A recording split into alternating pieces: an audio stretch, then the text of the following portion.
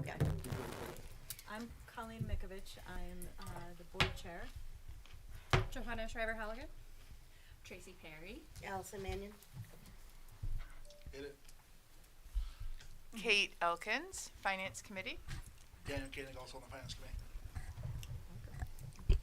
Donna Smith, SAU, the administrative, assistant, business administrator, sorry. Assistant. It's the end of the semester. Assistant business administrator. And Trisha Boulay, the principal at CSDA. And Dan Moen, I principal at Richard Mahaki Memorial School. Hi there, my name is Lauren DeGennaro. I'm the Director of Student Services. Gina Berkskog, Superintendent-elect. And Andy Corey, Superintendent. Great. All right, so let's start with any agenda adjustments that we might need. We don't have any. We do not have any resignations. And the only correspondence we'll cover when we go through the draft warrant. Just we received one petition warrant article, and we'll go over that later tonight. Okay, perfect. All right, so we can move on to approval of minutes from, looks like the October 10th SAU 41 Governing Board meeting. So do we have to approve all of these minutes? So you don't do governing board. No. You should do the approval of minutes from November 20th. Okay, I have the October one, all right. Oh, okay, all right, so for November 20th, the only changes that are requested are, page 2, line 37, replace us with yous.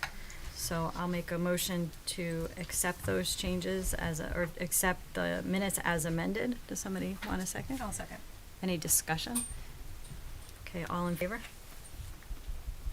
I'm just gonna vote no because I wasn't here. Okay. Well, you Well, you're abstained. abstaining? You don't vote. No, I'm gonna vote no. You can't, That's you what can't. You, Yeah. The governing board meeting, that's a training. Oh. Yeah. Ah.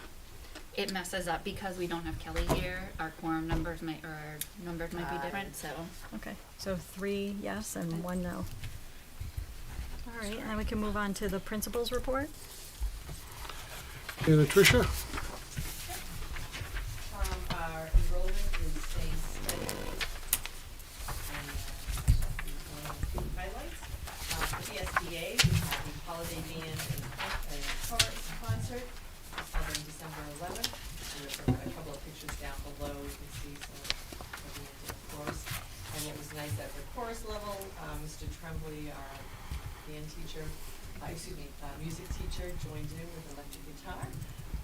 It was really a wonderful showing of the students, their talents. We had a great crowd present, and I think everyone really enjoyed it. They did a nice job. And at RMS, there's a lot of excitement in the air here. For this month, grade 3 has had a really busy month. They have their heritage project. That's we do that every year, and the kids do a wonderful job researching a country of their choice and then presenting it in our gymnasium. So tomorrow's that event. They also had the opportunity to go on a field trip last Friday to the Lowell Mills, and they had a great field trip. Something that they'll do again. I gave them the challenge of finding a turbine, and one group of boys found it, so that was good. And we also wanted to thank the PTO. They had held the Kids Holiday Bazaar. That was Saturday, like 2 Saturdays ago, I believe. And that was just really well attended, and it's a nice opportunity for the students to do some shopping for family, relatives, friends. But we also appreciate too that the PTO provides some little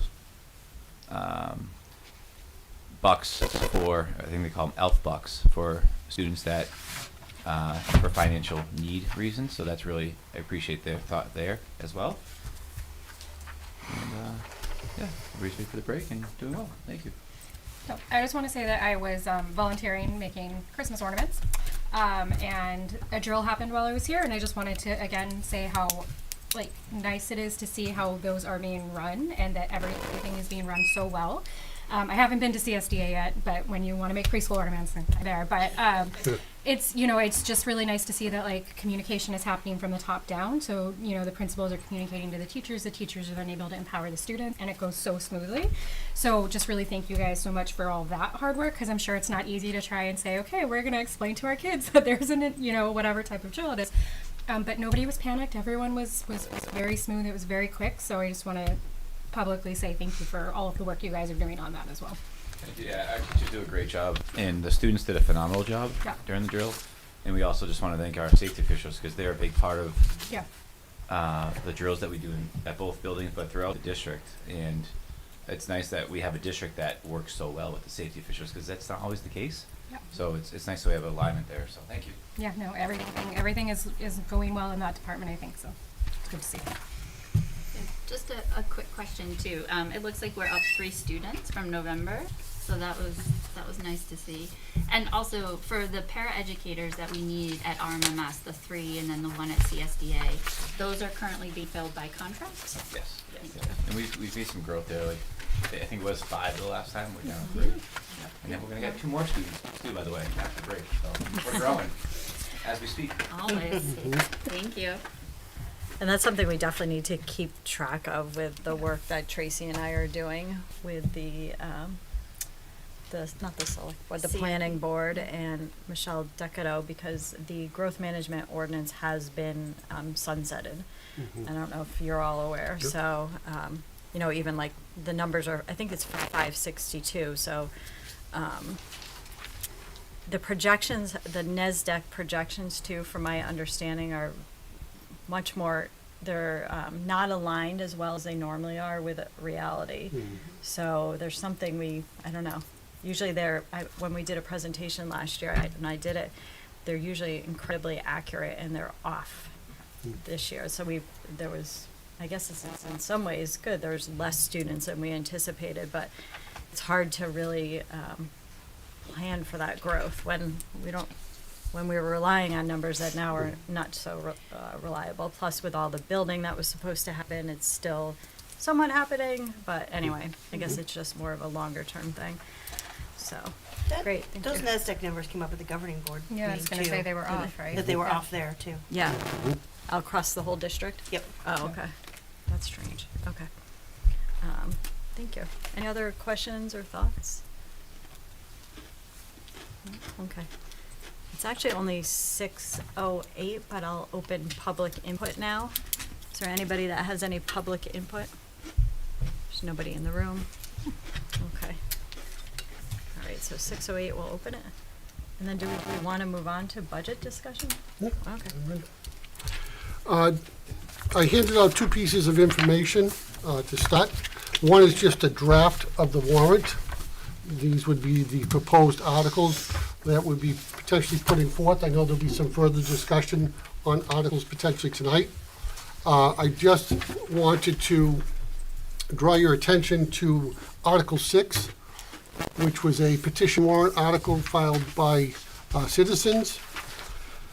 It says, shall we adopt the provisions of RSA 32:5-D and implement a budget cap whereby the school board or budget committee shall not submit a recommended budget that is higher than $25,000 per pupil cost times the average daily membership in residence of the school district as of October 1st of the year immediately preceding the proposed budget year, plus an annual increase for inflation using CPI-U for the Boston, Cambridge, Newton, Mass, New Hampshire area, published by the U.S. Bureau of Labor Statistics as of January 1st. And that would require a 3/5 majority of the school district. Bless you. Thank you. I wanted to highlight that first because it's new to the board. Okay, that came in between our last meeting and now. I have also been contacted by another citizen that will be potentially filing a citizen's petition regarding SB2, which is the town voting versus the annual meeting. And we shall also discuss, there was discussion by the board about potentially doing an article that would be seeing if the community wanted the Brookline School District to become part of the co-op, And then there was also a question that one of the board members had raised just around the tax cap, because when the residents of Brookline adopted the tax cap, they did so under a different definition. The state legislators changed the definition of the tax cap, so now, as you'll see tonight, it includes all the warrant articles, and not just the operating budget. In prior years, it had just been the tax cap was on the operating budget, and the second document I handed out is the tax cap calculation, okay? So as you'll see, the tax cap calculation is a process that the business administrator, Gina and I have gone through, and then we sent it off to be vetted by legal, because it is new. So right now, our entire warrant, it comes out to be 6.85%. So if the voters passed everything that would be proposed by the school board, that would be an increase of 6.85% for tax purposes, for the tax cap purposes. What you do is you take the FY25 actual and the FY26 proposed budgets. You take any articles. Last year we had a paraprofessional contract. This year we do not. You take the SAU budget, which is pretty much standard each year. You have the maintenance expendable trust, and then the infrastructure lease, which we'll be discussing later on tonight, which gives you a total of all the warrants. Then what is subtracted from that is what we actually return to the taxpayers. So we sent back $338,650 to offset the current tax rates, and we are budgeting for $100,000. We feel very confident that we can reach that plateau to again reduce taxes next year. So when you do that calculation, you see 6.85. Kelly put a note, an asterisk there. She had more time between last meeting and this meeting to work on the infrastructure lease, and she's quite confident now with that number of $90,565. Okay? So that is the tax cap. We'll get that posted probably the end of this week, so it'll be out there for residents, and that is the draft warrant. If there's no questions, I'll actually go into a variety of pieces that are in your board packet. So I just have one question, Andy, about the infrastructure lease. So that $90,565, that would be this year's payment, the first year's payment? That would be the first year's payment, Okay. correct. Do you know how that would be impacted, like, in following years? Sure. This year's payment, because of rebates and energy savings, would be cost neutral. Okay. Okay? Next year's payment, the rebates would no longer exist, so you'd see a little bit over 50% of that through energy savings, about $48,000 to $50,000. So the payment, when you offset the budget, would really come out to be about half of that. Okay. But our notification has to be for the whole amount to the taxpayers. Okay. Okay, thank you. I have a couple questions. Sure. This may not be readily accessible. The 2025 fund balance that was returned, what was the estimate at the beginning of the year? And then if it was substantially different than that? We were actually estimating not having enough money and having to utilize one of our trusts. At the beginning of the year, that was the estimate? Yeah. Okay. What was it that led to this being different than that? The difference is, the most volatile, and what we're gonna talk about in a minute, is the special ed component. So like right now, when you look at our numbers for today, they're better than they were in August and September, because we had to start the year with contracted paras. So that is not a number you can budget for. It's almost 2.5 times what we pay a para. So that's what really is creating the difficulty. And in some instances, in February, March, April, a child could move out of district, and one child moving can be a windfall from a budget sense. So that's where the unexpected differences came in. All right, thank you. Just You're one welcome. other quick question, the 360,000 in the trust there, Yep. how was that number arrived at? When we go through the new items, it's broken down number by number.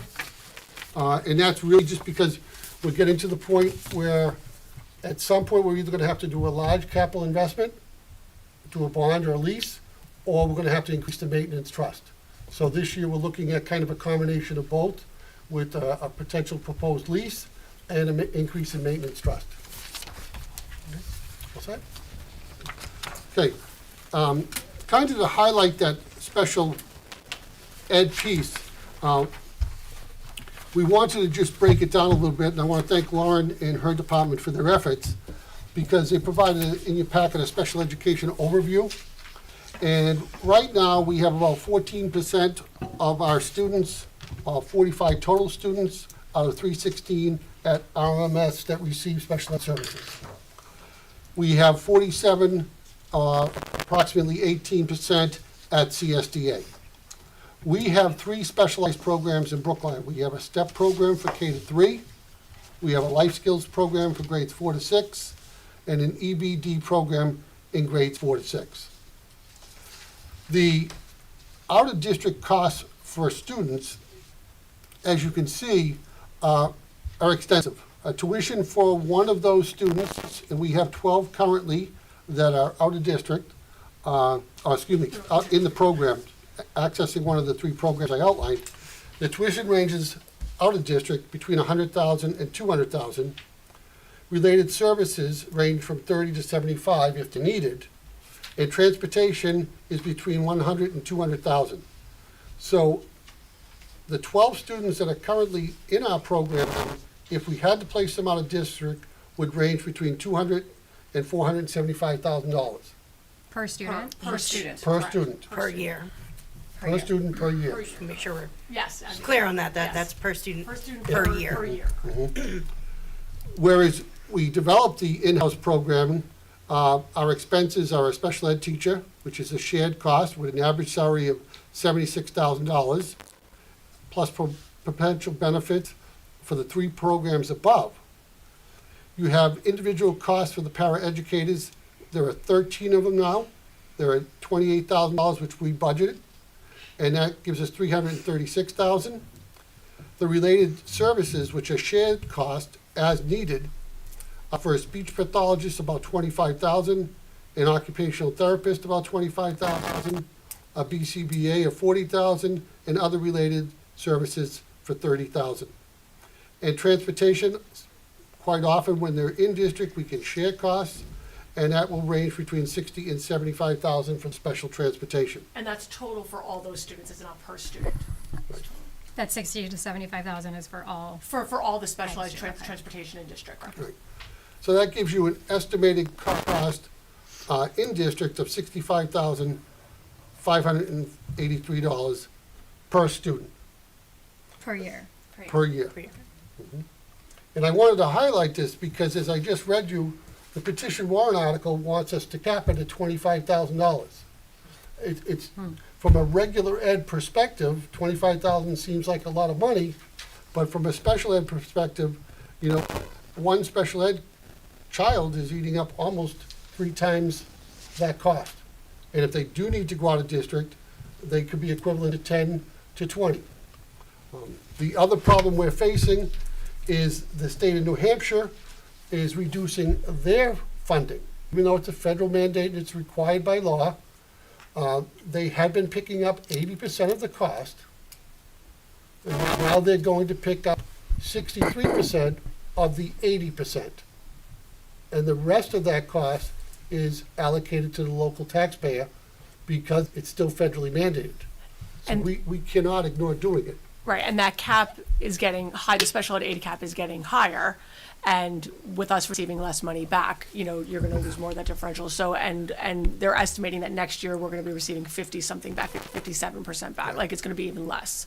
Can you just explain that to people as if they Sure. didn't know, have any Sure. background? So like Sure. how Yep. much we pay initially for, say a student is excluding transportation, $200,000 a year Yep. for an out-of-district placement, how Yep. would that? So our special education aid cap for this year, FY '25, is $75,000 and change. I don't have the exact amount. So if a student's programming, let's say their tuition is $200,000 that we're paying. So anything above that 75,000, so 200,000 minus 75,000, we would get 80% of that back. Okay, on a typical year per the formula. But because of the special aid costs in the state, they're not able to pay everybody back that 80%. They've now done like a prorated differential, so now school districts are getting 67% of that back. So we're now not getting 80% back, we're getting 67% back. And they're estimating that next year, school districts are gonna get even less than that back. We might go down to 57, 58% back. But odds are with out-of-district costs, that's gonna be much higher that we, should have gotten back. But if we're able, again, to have students in district keep our costs down, then we don't have to even hit that special ed aid cap and then worry about what we'd get back in revenue after that. And is this just for students kindergarten, right? Because I know early education, sometimes they'll apply for Medicaid, right? Is that separate from this? This would include preschool through grade 6, but we Okay. don't have any intensive needs programming at the preschool level at this point. Right, okay. So I think what I'm trying to figure out in my head is like, if we're not getting as much back from the state, but it seems like early intervention is getting things back from the federal government, is that kind of the difference in terms of like costs? Private early intervention is different than our preschool Right. programming, so we don't have, if a preschool program did cost that special ed aid cap, Okay. and then we went above that, we would still Be able to, okay. be able to apply that, Okay. but oftentimes preschool costs won't go up that high, like we won't Okay. hit that. Okay, yeah, that no, I was just threshold. curious, because it just said K through, which I get, like, that seems. Oh, I standard only things, said right? that because of where our Okay. in district, the programming is, that Okay. would prevent students having to go out of district. Okay. Does that make sense? Yes, it And- does. And if we ever did have an intensive needs at the preschool level, I would add that to this It sheet. would be, Yep, okay. if we created that at some point, if we had a need to. I assume when we're looking for out-of-district placements that most of them do provide the related services though? So that instead of paying extra for them on Yes, top but of- oftentimes if a student needs a paraeducator in that out of district, we pay the paraeducator Oh, cost. It's not included within the tuition. Yeah. And then there are some out of district placements where speech is contracted out or school psych is Wow. contracted out. So Okay. that does vary just by school. Yeah. It just depends on what the related services are. So I always kind of throw that in there if needed, because that could definitely be a factor. Thank you. I was just gonna say, but still, if a student is at an out-of-district placement, there's the tuition component, and one student might have OT, that's an add-on to the tuition, even if they're not contracting and it's their individual. And then student B over here, pays the tuition, maybe they need OT and PT, so those are two add-ons to the tuition. So there's still the differential, regardless of if they are contracting for that or not, or we are contracting for that, if Yeah. that makes sense? A lot of that There used to be there are included some in schools, tuition. no, you're correct. Yeah. There are some schools where it is a package deal, depending Right. on what the student's needs are, where yes, speech would be included and what have you, but it just varies by school placement Okay. now. And then with the other related costs, is that PT here? Like, so, because I see speech, I see OT, BCBA. Yeah. So if like a student needs PT or another service that's not. Correct. So other related services could be vision, it could be physical therapy, Okay. it could be orientation mobility, it could be a variety of things. Okay. But those costs, again, are factor out to be about that for the students who receive them. Okay. Can we just talk through some math a little bit? I just want to make sure I'm really thinking about this to get the full impact. So if we said tuition for out of state, for out of district is 200, and the cap is 75, and we get 80% back, so 200 minus 75 is 125. 80% of 125 is 100.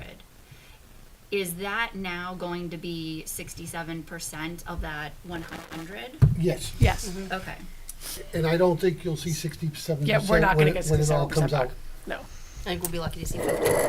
And Right. the other thing to keep in mind is the time it takes to submit and then actually receive the 18 revenue. months later. Yeah. Yeah, so we would still be responsible for $67,000. Is that, Well, we pay the tuition, we pay it through our budget regardless. So it's just a matter of when we try to estimate revenue that comes back each year, we would try to factor in the revenue that we get back from special education aid. So what we typically try to do is that 80%, the formula that we're given, right? But because we know the state of special education aid right now, I've actually been kind of lowballing that revenue when I talk to Kelly and Andy and Gina, just because I really don't expect to get much of that back. And to Gina's point, you get it a year later, like 14 months later, you get it. So really, we have to budget for all of this, and we budget for all of it, and we pay it. Yeah. And then the revenue is just extra revenue 14 months later. Yeah. No, I just wanted to Yeah. make sure I was Yes. understanding, because that's still, you're still fronting all that Correct. money. Correct, And, yeah. and that's the problem. Correct. We have to budget and pay it regardless of Right. what happens with the state aid. Right, Right. and we're only getting the 62 back. So you're picking up 138 of that from the get-go. So that's why it's critical that we believe we need to continue to develop our in-house programming. One, because we believe the programming is better for our Yes, students. correct. Two, it keeps them in their local schools with their neighborhood friends. And three, some of these children are on a bus for 45 minutes to an hour to get to some of these placements. Yes. So those are our three primary drivers of why we want to have the programming. And then there's I'll call it a benefit of cost avoidance. Because if you just look at the cost comparison on the back side of that page, it's the estimated total cost based on current enrollment, if we were placing them all out, would be $3 million. The current cost that we're impacting is $787,000. So it really developing these programs are so much more beneficial. And then Lauren made a great point. If in August a child moves in and we don't have any programming, we have to find $200,000 to $475,000 because our budget's already passed. We don't get to go back and say we need more. Whereas if we have the programming in-house, by adding another body on top of the 12 that are in our programming, it would be 19,000. And Andy, if I could just piggyback on that, and just to point out, it is on the sheet too, that these programs can hold up to 24 students. And so as of right now, the way that they're structured. And of course, we could always increase and build upon that. You'd have to add teachers or what have you as you go. But right now, under this model of this cost, that can service up to 24 students through the programming. The other piece is, as programs like this become more and more established, some of these are in their newer stages, and some are more established. There are districts around that do look for placements in other districts. So I have people reach out to me saying, I'd like to, refer one of my students to your program. Do you have space? We would tuition them in. And so that could potentially, as our programs build and grow, become a source of revenue, because we could tuition students in if we wanted to. Do we have a number just roughly on how many students right now are being tuitioned out of district? I try not to give kind of exact numbers due to privacy. Just like a guesstimate. Well, no, I mean, I know how many, but I No, I know how many. identifiable. It No, becomes, no, it no, no, becomes yes, identifiable. I'm just saying, I guess in terms of the math cost, I guess I'm wondering, maybe rather Less- than a less than a number, handful. less than a handful, okay. Less than a handful. Or less than a handful. Okay. Yeah. Thank you. And the biggest thing that the board is well aware of right now that we're struggling with is the hiring of paras. Because without paras, we could be forced to have to place a child out of district. So, and again, right now, a contracted para is running about twice the cost of our paras. The biggest barrier to hiring paras is lack of health insurance. And I say that because we have contracts coming up next year. We're fully staffed at the co-op because they provide health insurance to the paras. And then in the current contract that will be going to the voters in Hollis, they have stepped forward and provided benefits for their paras as well. So it's just something to keep on the back burner as you head into So negotiations we next year. we would be the only district without benefits. That's correct. In our SAU. In our In our SAU. There are SAU. many districts that don't do it, but everybody's starting to move to that trend because as, in the industry, there are certain, even part-time jobs now where you can get full benefits. That's right. What percentage cost would adding health insurance add to that para if we were able to get away from So contracting to bring that in? yeah, it differs. It all depends on negotiations, but hold on, I can, 50%, something like that? one moment. Would probably be about 38%. So, just looking at year one of a contract, of a support staff contract, it's gonna go before the voters in Hollis. It's $362,843. That being said, this current year, they've been paying about $600,000 for contracted paras. So, it's a huge number for a support staff contract, but we're paying way more than that anyway. But this way you get the benefit of having your own employees that you can fully train and be a little bit more selective with. So that's just a philosophical thing to ponder when going into negotiations next year. It's something that both Hollis and Brookline have struggled with for years. And we're presently paying about 500,000 in contracted paras this year. Now, that's coming down because our principals have done an outstanding job of beating the bushes and advertising and working with HR to bring people on board that are our own employees, and as soon as we do that, we release the contracted para. But it's very difficult hiring environment across the board.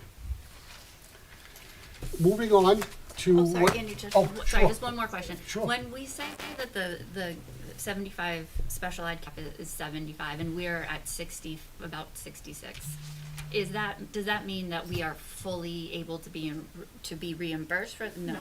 So what happens is, that's 75,000, it's actually $75,319 is the special ed aid cap. So any student that exceeds that threshold, we can put in for special ed aid to get back.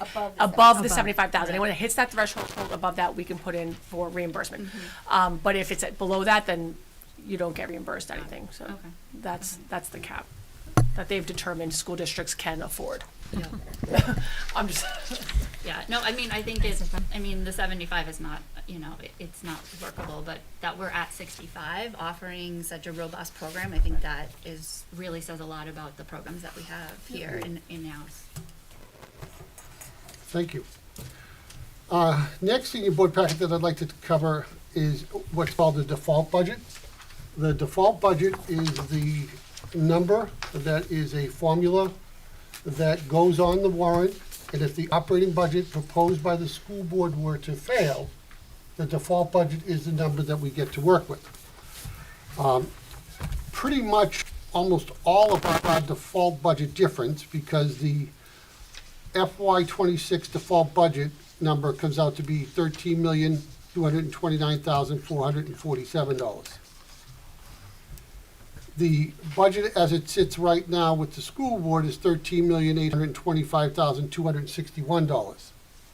The difference is that $595,814, and that is primarily made up of our new items sheet. Wait, so the printout says 12 million, and this says He's reading the total warrant dollar amount on the Right. bottom. okay. So we're not reading just Article 3. Okay, I'm not gonna look at this. He's looking at this one. I'm sorry, That's fine. I'll just look at this sheet and I'll focus on. I'll use that number to explain it there. Okay. The default budget is $12,285,275. The proposed budget is $12,881,089, which is the $595,814, which is primarily from new items. Okay. So basically, everything in new items would go away if the default budget was passed. There is a complete breakdown by accounts, because that's what's required. And the account numbers just correspond to different pieces, which are explained in the contracted increases and decreases sheet that was provided by the business administrator. So if you look at its personnel contracts, its teacher lane changes, personnel contracts, contracted services going down significantly, out-of-district tuition services is going up. Again, personnel contracts, contracted services again. So you see, it basically comes down to anything that is not a contractual obligation next year, or was not already in the budget, does not become part of the default budget. And we'll spend more time on this at the public hearing, but this was an opportunity to get it out to the board. And then Kelly provided you with the complete Excel spreadsheet, the line-by-line items, reductions that correspond with the default in terms of how it was calculated. And again, the default budget is a legal calculation. So if you get to the end of the information regarding the default budget, you'll again see that if the default budget were passed, we would be at a 4.8% increase. One question, in the lines that make up the 595, I'm assuming it's SAU assessment and down. How, would we not be able to pay the SAU assessment? No, the 595 is your new items. Right. The SAU is totally different, Oh, I see. because the SAU is, it's not called a default, it's called adjusted budget. So again, there'll be two numbers on that, and that's based on the equalized valuation of the property in the towns. And the overall SAU budget this year is only going up $12,000. The difference is, again, we're seeing revenue cuts. So last year, we had $53,000 more of revenue that we don't have this year, and that's why the apportionment to each of the communities is increased more than just a total of the 12,000.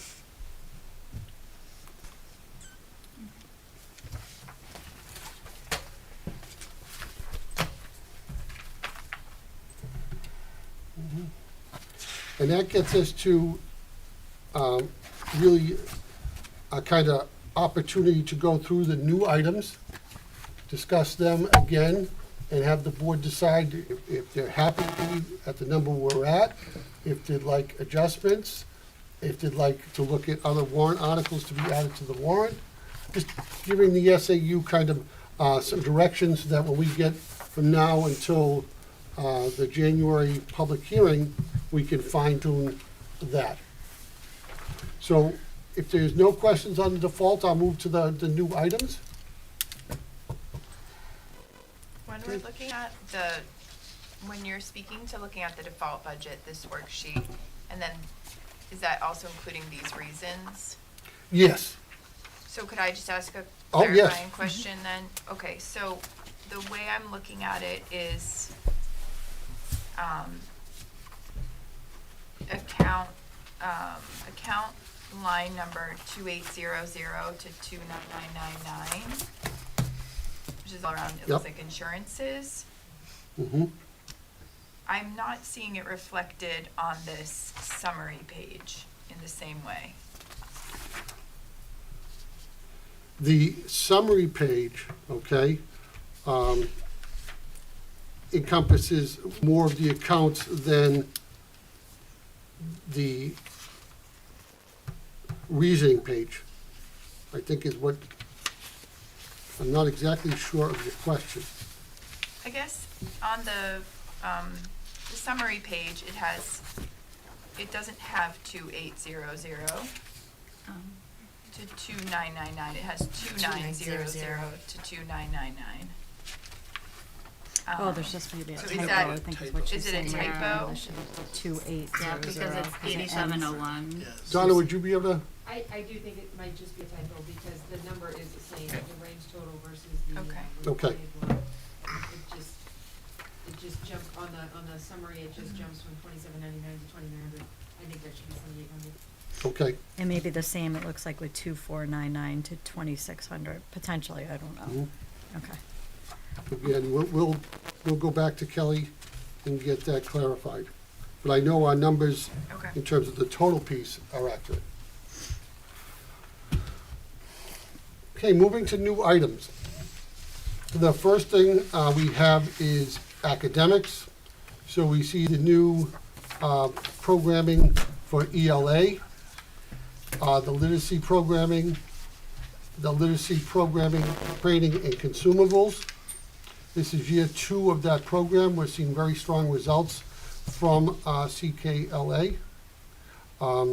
We have some student chairs. I know how do student chairs fit under academics, but that's the coding that we're provided by the state. Some dry erase kidney board at grade 3. Preschool table replacement, brass instruments, and foundations to codables. As you can see, when we started round 1, we were at $70,939, and we've cut that back to $51,460. Moving down to CSDA, because we try to break everything down by its cost center. We have $10,000 for the literacy program, $8,000 again for the consumables and training. Student desks, $176 a desk. The Brown Center event at CSDA. The Brown Center is a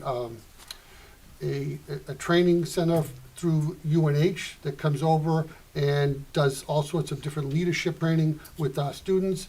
It's been very well received. We were able to do it the first couple of years out of grant money, and again, the grants have dissipated and gone away. You also see the 9,500 sixth graders as a culminating event go to the Brown Center and spend a day there on the UNH campus doing a lot of what I call challenge drills and different growth pieces. And it goes very well, and the teachers have been very happy with it. A laminator, some dry erase kidney tables, and an AED replacement in the gym. So we went from 50,400 to 45,400, reducing CSDA on academics. Are there any questions on the academics? I'll try to stop each section so it won't become too much. So so just really quickly, like with the preschool classroom, I think, Dan, you had said that we were establishing a classroom, correct? For the preschool? We have two preschool classes. Yeah. We're just looking to improve the furniture needs that we have in there, because those are like, it's borrowed and used furniture from other areas of the building. Right, so I was actually just wondering why could we possibly add the toy storage back in? I know it's $700, but I'm like, is that something that would be helpful? Like, I'm just curious about that. Like, in terms of like, what is toy storage right now? Like, would it be beneficial for us to replace it? Like, or is it gonna be worse if, like, say something breaks next year and they're like, that kind of thing? You're looking at adding it back in? Yes. Right now? Yes. I mean, I mean, if we do, we have to cut somewhere else. We would take as That's many all. dollars as you want to give us. I mean, think but my at the que- same time, it's that delicate balance of getting to what we believe is a good number Yeah. for the community. I think my question is like, okay, if we're looking at adding it back in, like, is there a safety issue, right? Because like, I know there's no safety issue. Yeah, so I So will I- share that, like, I- when you keep staying on the board for year after year, you'll see items, and then we end up cutting them, and we prioritize them based on safety and Okay. like immediate need. So you'll see the preschool toy storage again next year. Okay. And the preschool classrooms were both fully used, and then we didn't fully use the other. So you'll see it again, and when we absolutely feel that we can't move on without it for some real reason, such as safety, et cetera, it's not going to be cut. Right. I think my thought though is that it's like, would it be better to pay $700 now or $1,400 later? That's my question. Also, because preschoolers are pretty rough on things. So like, they're abusive. I love them, but they're physical with toys and storage and things like that. Do we have the chance to go through this one more time and for the next meeting? Is there a chance to look at this area or no? Well, The next meeting is the public Because hearing. I was Next going meeting to is public say, hearing. if we needed to, what we could do is where we have 4 dry erase tables. Next year we have 4 third grade classes instead of 5. Make it 3, because we did get 1 dry erase table this past year. That would free up.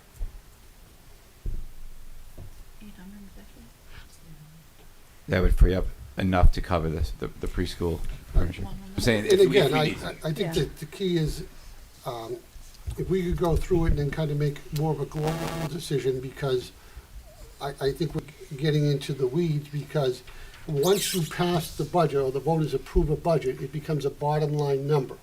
Okay. So if all of a sudden Dan said to me after the bottom line number is passed, he wants to reduce a kidney table and get a storage thing, that's something that. We could do. Okay, Exactly. that's fine. I'm thinking like long term. I know we've Yep. had a couple of discussions on the board about how things are not getting cheaper. Price is only Yep. increasing. And so while I absolutely appreciate and understand that like we're not going to let unsafe things in the classroom, that's right. I just also worry like, are we really doing our due diligence to the taxpayer by putting something off that we could get for a significantly more cost-effective cost now rather than having it double? Sure. And then later. speaking of the bottom line budget, just another thing to consider, the moment there's a shift in the student population, and let's say we needed one of those out-of-district placements, all of those items that we've Yeah, go highlighted as away. needs go out the door, and then we Makes need to cover what we have to cover. Yeah. So we do our best and we evaluate and analyze, but sometimes it shifts in the opposite direction, and then we're able to get something that we didn't think we would be able to. Yeah, I think part of my question is too, is like, as we're watching enrollment numbers go up, I know sometimes preschools can shift, right? So we were using both and we were only using one. Now we're back to using both. Like, if we anticipate that that's going to stay, that we're going to be using both, I feel like it would be more beneficial for us to give them the tools that they need now than it would be to say, okay, like, we'll push it off. So that's just my thought. I mean, I think I hear what you're saying about the bottom line number, so we don't necessarily need to add it back in, but it is something that I think we should look at if there's room or extra So, budget. Johann, Yeah. I will say, I trust them not fully with what they're saying they need, and you will see, like, we'll see that toy storage back. No, I and guarantee it, and we're probably gonna see it zeroed out again next year. Right, and It'll it's come not out- that I don't- It'll come eventually, and like, I You think can build the toy globally, storage. right, like what they're saying, with the bottom line number is really where our Right. focus needs to be, because it's a number. Correct me if I misspeak, but you are allowed to shift line to line so long as you stay within that bottom line number. Correct. It is Unless money. unless a line So- item has been zeroed out directly by a community member at the deliberative session, we're allowed to shift that money. Correct. As, That's as we if I need remember to. that. So You know, just something to comes ease up. your So, no. just ease your concern I about have utmost faith and how this trust works. in our SAU. I have no doubt that they are being very safe and very thoughtful about that. I'm just saying, like, when I'm looking at this and I'm hearing we're establishing a classroom, we don't know that we don't think that classroom is going to be decreased in size, then I'm saying why don't we think about staffing or getting it set up now when it's most cost effective? That's all I'm saying. So, like, I don't think you guys are trying to, like, topple the preschoolers. I'm just thinking about, like, what do we need to do to, like, be most cost effective for our district. No, and I appreciate it, and I made a note, and that's exactly why we go through this. And the next section is personnel. Sorry, just one Oh, sure, thing. Tracy, go ahead. We had talked a little bit about the partial funding from the PTO for the rock wall, and I know that it's zeroed out. And I know there's no member of the PTO here, I don't think, but just wondering if we've had any conversations about if the money that they raised would be, like, held for us, or if it was just for the rock wall. So for the rock wall, Andy and I did talk about this. They've raised, I believe it's $7,500 to $10,000 Wow. to be used for it. I think it was Okay. $7,500 for the rock wall area, and then some additional funds to, like, do some painting around the area. But there is set aside funds there, and I think there's some grant money as well. There was a grant that was just Yeah, applied for. It was just applied Okay. for. So So then I guess I'm wondering if we do have the money, then would we not zero it out? Like, if it's from the PTO? Well, didn't we mention at the last meeting? Didn't we say that there was funding for that was coming? Grant funding. Yeah. Okay. Because I thought, because I had asked that question, I think, at the last meeting, and I thought we had discussed that we were just checking in with insurance, but it was funded. Yep, So Right, you it don't, was fully funded. you don't need to Okay. add it back in, because Yeah. it doesn't, the 'Cause grant we're money not- doesn't go into our bottom line, the grant money is Separate. separate and gets paid right. separately outside of this budget. Which is why it's zeroed on here, because we were initially looking at, hey, we'll fund it, and the PTO, thank you Right. very much. We really appreciate the work our PTO Yeah, does. that's been amazing. As managed, so it's a completely separate pot of money, so they zeroed it out here, just to show that this is something we were willing to do, and hey, our community stepped up. Yeah. Here we go. So I think we were just waiting to hear back from insurance, right, on liability, or like you guys were, Yeah. SAU was, Yeah. looking to that. Okay, Yep. I think that's what it's at. So the next section is personnel. This is the brunt of the cost this year, and I'll try to walk people through them. The first position that we are recommending is an environmental salary teacher with salary and benefits. Would be $93,106, so that's fully loaded. New Hampshire retirement, health, dental, everything. This is really kind of in light of the enrollment increases at RMMS. We are looking for another special. What we mean by special, art, music, PE, as enrollment grows and you go from 4 sections to 5 class sections, you need a prep time for that teacher and you need a place for those students. We have been looking at this as a curriculum goal for a few years now. We have been able to put it in a sister district over in Hollis, and it's gone very, very well. This will solve a scheduling issue for Dan and give us much greater flexibility. The mentor program addition, as you may know, we have seen a wealth of turnover across our SAU and across the education field in general.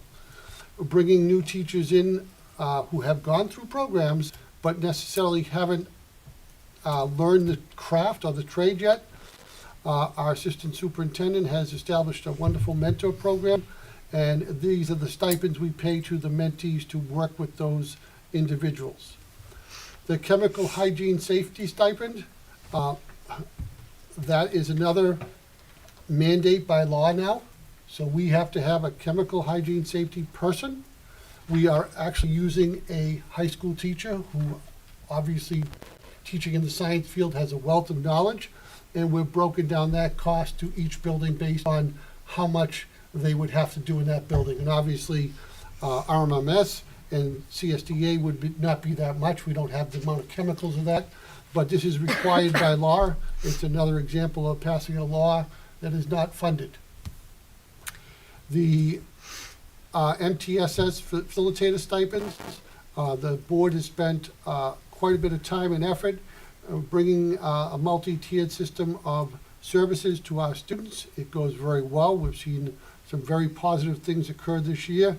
And these are the stipends for two people, so $500 each to track the data on our behavioral pieces. The next piece is a school psychologist. This kind of goes on the overall piece with our in-house programming.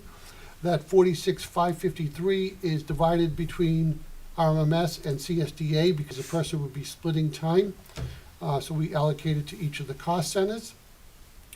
The interventionist would be working with students who are struggling. And again, that is a shared position at CSDA and RMMS. So jumping down to CSDA, the only thing that is not on the RMMS list is the lunch recess monitor. We are looking for more supervision outside at recess.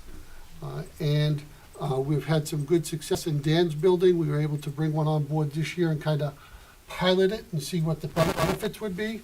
And we have been very happy with that. So as I said, this is probably our largest cost area, $299,748. Some of these positions, because of their nature, and I'll use the school psychologist is dedicated to special ed. We need that position.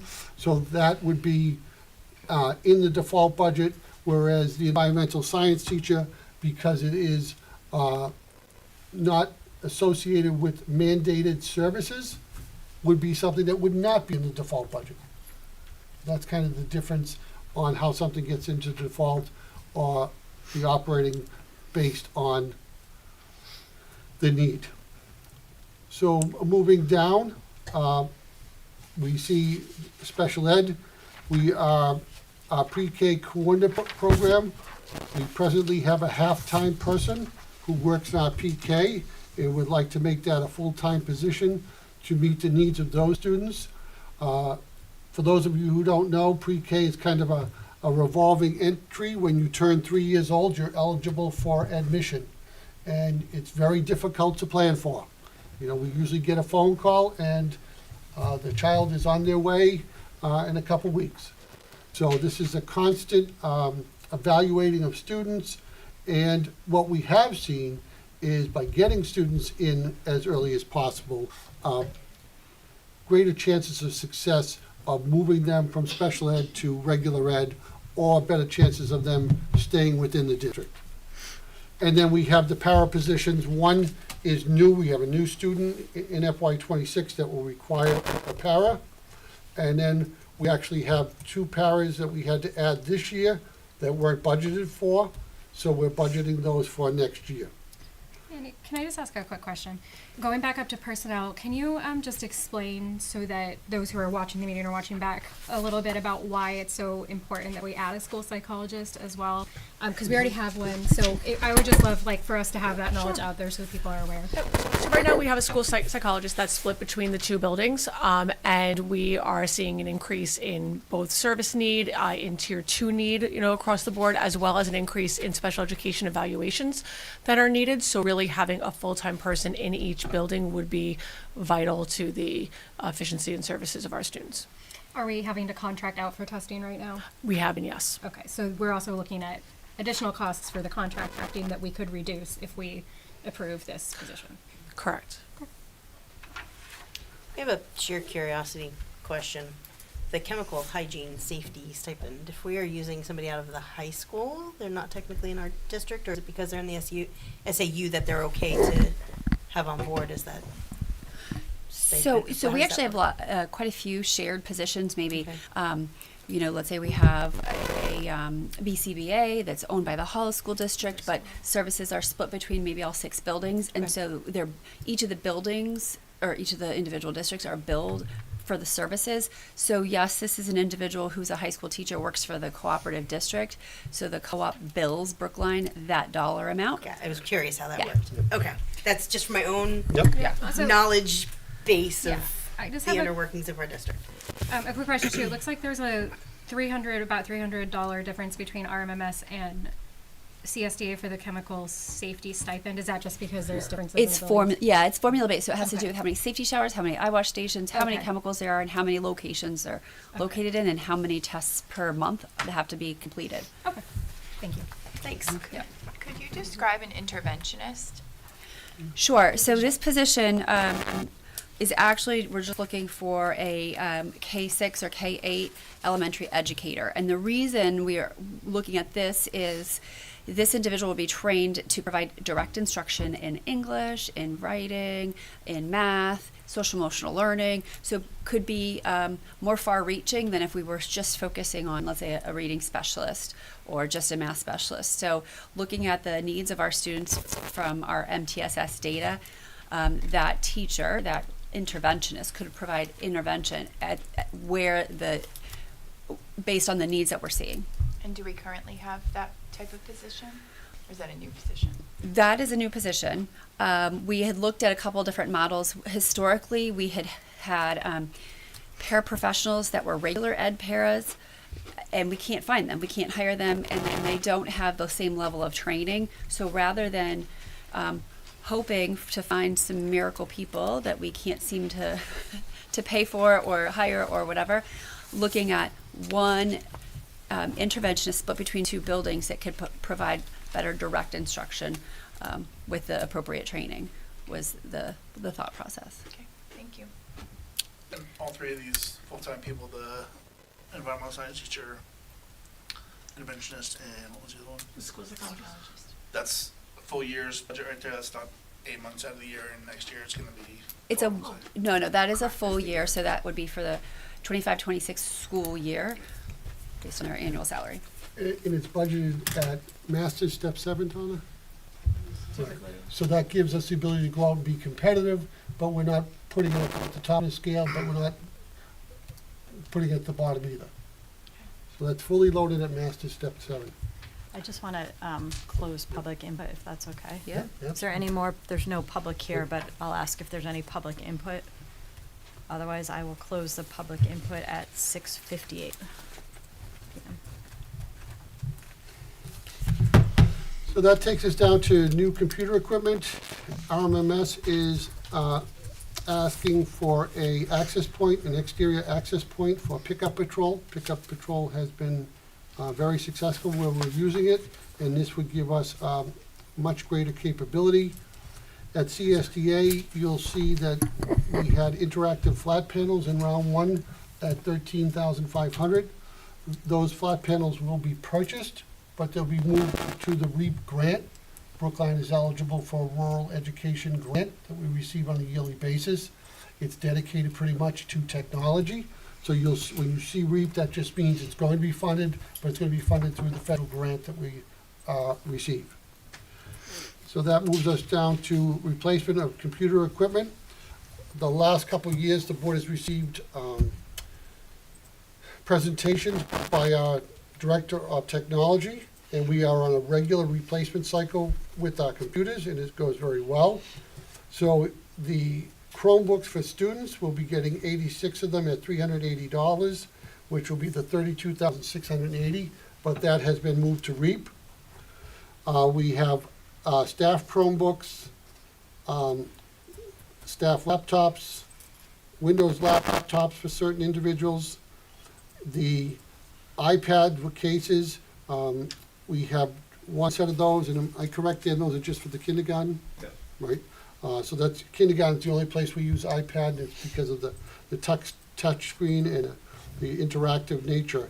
And then RMMS has, flat panels listed there for 2 at $4,500. CSDA, we have the student Chromebooks for 24/7.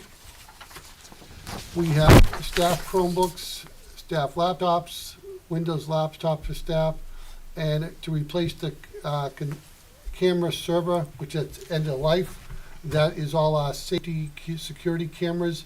Each building has their own server, and CSDA's is just up. So that total of the new and replacement equipment is $68,250. Any questions on the computer replacement equipment?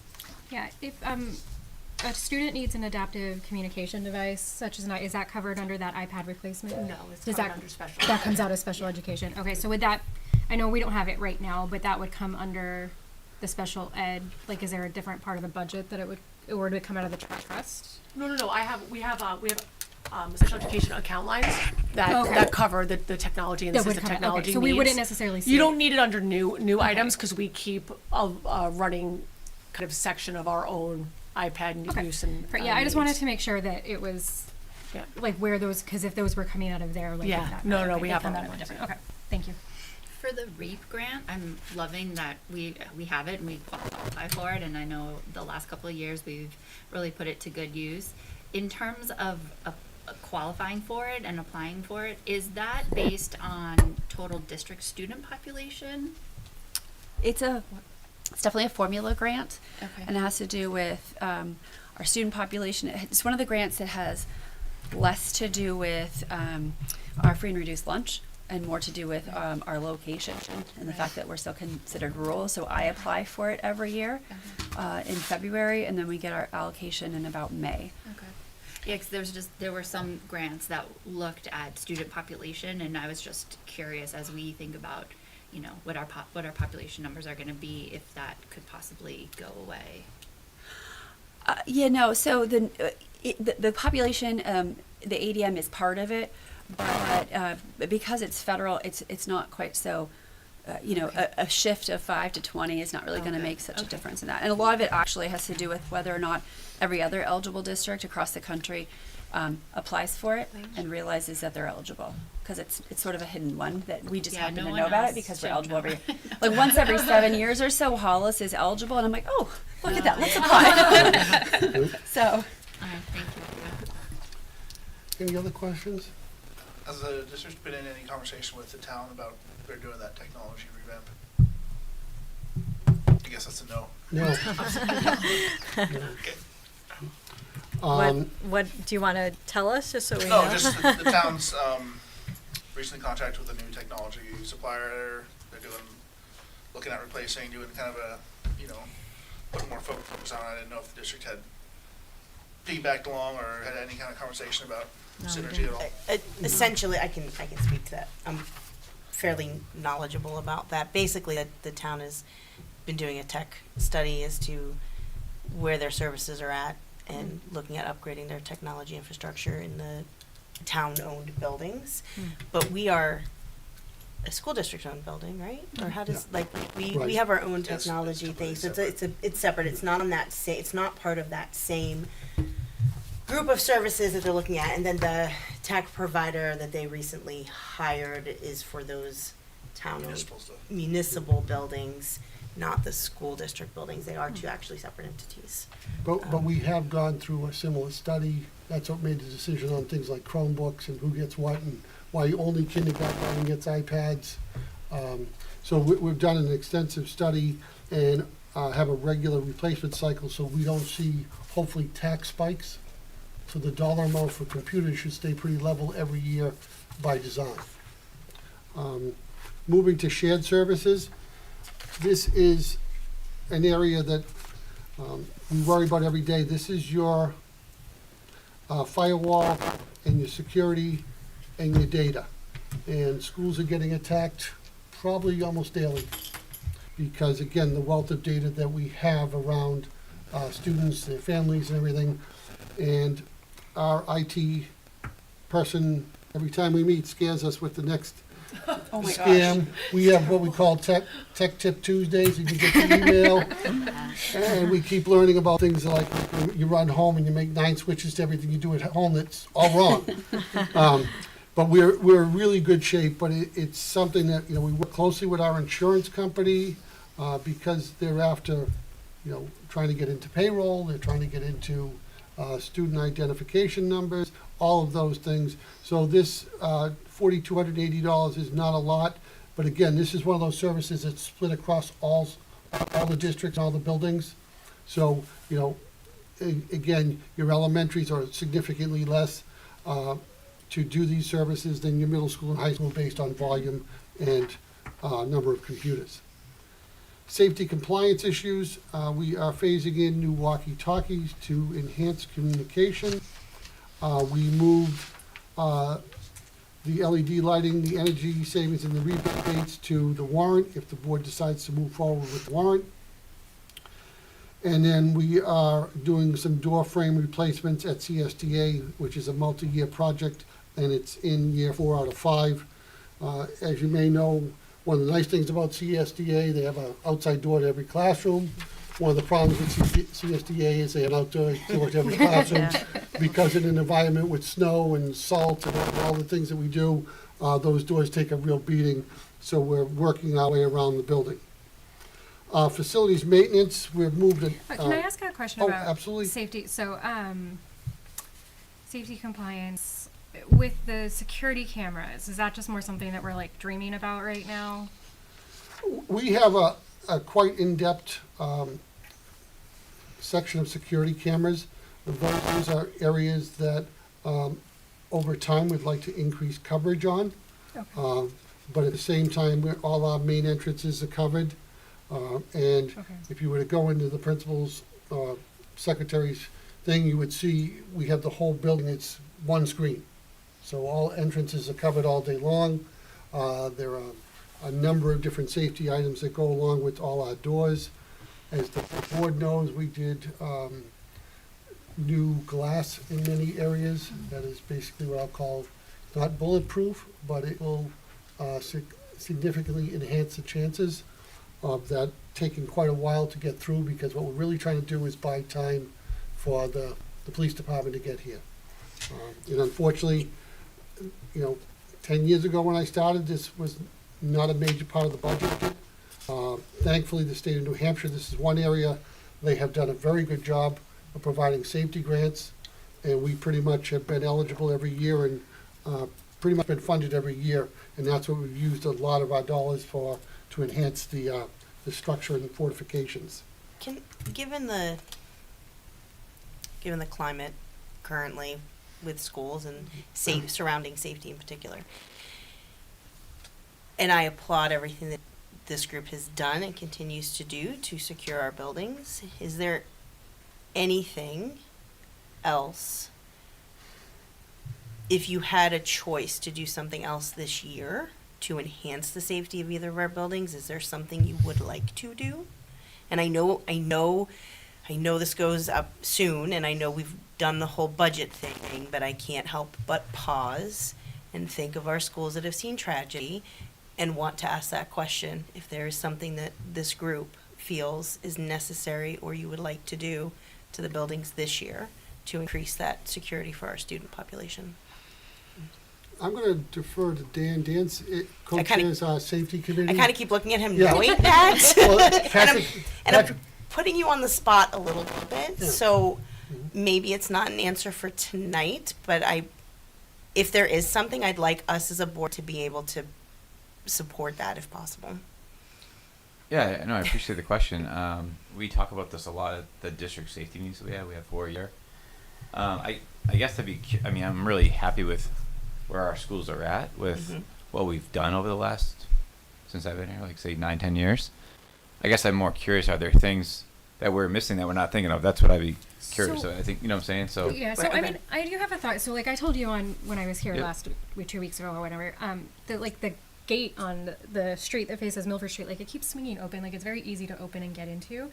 And so I'm wondering if it would even be worth looking at like a spring loaded type so that it's shutting more consistently. Because every time I pull in to drop my daughter off, I'm like, okay, anybody could walk in. And I understand that with these cameras, but like it's very easy to get in and out of there. And Dan was explaining that, you know, we need that for in case we do need to leave the premises, which I completely understand. But I'm wondering if there's more we could do, even just like things like that, that would make it more secure or make it maybe, again, like Andy's saying, delay a little bit if someone was trying to get in that way, especially given that like a lot of the gym classes are out there and that leads right to the playground. So that's something that maybe I have noticed, but I don't know if there's other. what I can share with you is that we've made great progress with the security cameras.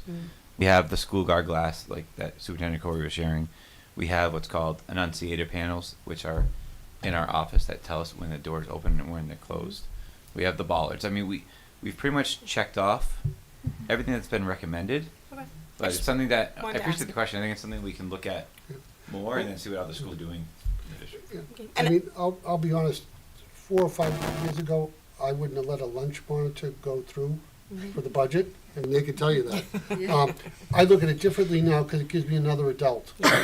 So it wasn't, yes, it's a safety for students on the every day-to-day, you know, fall down, skin my knee, but it also gives me another human Another human. out there, another adult. And like I said, met the gentleman that took Dan's position, and he just, his presence just brings something else to the table. Yeah. So I think if you were to say that, I think anything that we could add around the most vulnerable areas, and I would say lunchtime is vulnerable. You want kids to go out and have fun, but you need a group of adults who are not only worried about the kids, but are worried about the gate being open. Yeah. You They're know? vigilant. So, Yeah. And Joy, to your point about the gate, I think that's something we can look at just within our maintenance lines. Oh yeah, no, I'm not saying we look need to at add it to the budget, but I'm Yeah. thinking if we're, to Allison's point, if we're thinking about like just like ways we can be more safe, which is why I mentioned it to you, and your Yeah, answer yeah, made of course. total sense. But like, I also don't think you should have to drive by on weekends and stop and close the gate either. You know what I mean? Andrew's welcome to. But it's, you know, Yes, we got a lot of students that like to use our basketball courts. which is fair. Like, I Just- want just shut the gate. Right, I want to keep the community accessible. I also just want to be aware that during the school day, you know, when it's wide open, and it is in a corner of the school where I don't know, you know, like we just want to make sure that we're being mindful of No, it. I appreciate your point, Andy, though, about if you feel our buildings are where they should be, then I agree that our best defense is humans who are vigilant and care. yeah. It's okay. Yep. I just wanted to ask. No, I'm because glad you did. it's- I think I it's- think it's an I important think it's- conversation for us to have. As much as we don't want to necessarily share too many details around safety because of people outside, it's nice to have the discussions in the broad sense so parents know that it's something that we talk about on a regular basis. Yeah. You know, and one of the big changes from a legal standpoint, it's now one of the items that we are allowed to use non-public to discuss because there are a lot of questions sometimes, and you want that freedom to really make sure this is the right next step for safety. Sure. You know? Appreciate that. No, just gonna say the same thing, you know, since I've been here for 4.5 years, changes that we've made. And I think the biggest thing, though, is the dedication of the entire district. Like Dan was saying, that the meetings that we have, you know, I know Dan and I are always talking about safety, but then the district monthly meetings, the big thing is also all the drills that we practice and the conversations that we have with the staff at staff meetings. You know, the staff comes to us if they have any concerns. We also quiz them as far as like when a drill is completed. We have a code name perhaps. And, you know, I've gotten some phone calls like, oh, is the drill really over? I don't remember that being the code name. So, you know, I think it's just not just making sure that we have cameras and things like that, but it's also the communication. Fantastic. Thank you guys. Looking at facilities maintenance, a lot of this is our annual ongoing upkeep.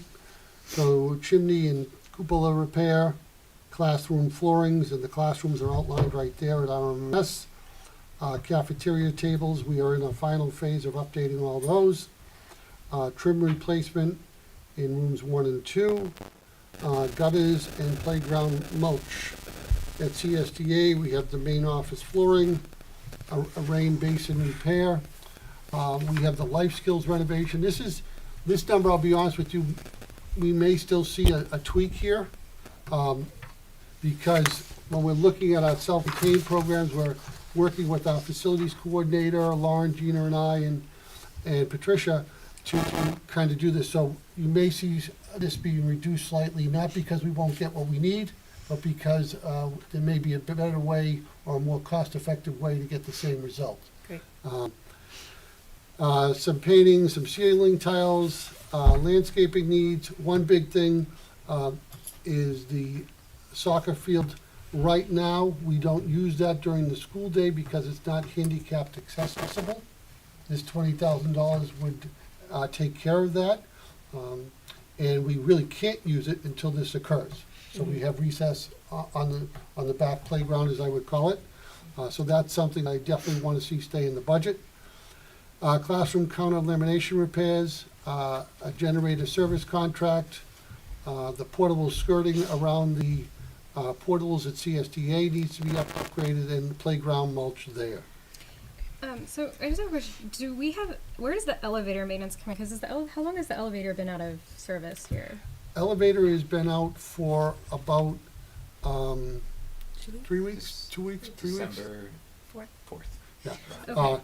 And we had 7 people here today. And you can see it's still out of service. I did see that. One of a couple kind of interesting things, it's about phone lines and different things that are going on, The smoke detectors. and smoke detectors. Okay. But it was running, and it came up for its annual inspection, so it's not uncommon having, 5 or 6 elevators to go through this, but Lance had 7 people here today, and we're hoping it's on the mend. And we had 3 last week. Yeah, Yeah. So does maintenance for the elevator just come out of the general, because I don't see a line for it? I mean, obviously this is new items. Is there a line for it in the regular? Yep, the maintenance line, yeah. right. Okay. It's hard for me to sometimes get there, Well, and the other, see which one it is. and to Gina's earlier point, if all of a sudden, the elevator needs to be fixed, it doesn't matter whether it's budgeted or not, we have to find that money. So that's another one of those cases where we would just move money from line item to line item. Yeah, I just want to make sure, because I know that that's also an ADA thing, to make sure Oh, that yeah. we are, Yep. and I know with it being cold, if someone needs to access it, it's really crappy to have to go outside Yes. right now. So. Yes. So, Could I- right now, Oh, Kate has a question. I'm sorry, Or were you moving on to the next one? Or- go ahead with your question, Oh, what is the life skills renovation? I'm not familiar. Okay. So one of the programs that we referred to earlier for special education, so the Life Skills, the program, we want to make sure, because it's actually going to have more enrollment next year due to students moving up. So at CSDA, we want to make sure we have the right size classroom and different supplies and. So it's yeah, it is for a the physical classroom. Yes, classroom that correct. will be renovated. Okay, Yes. thank you.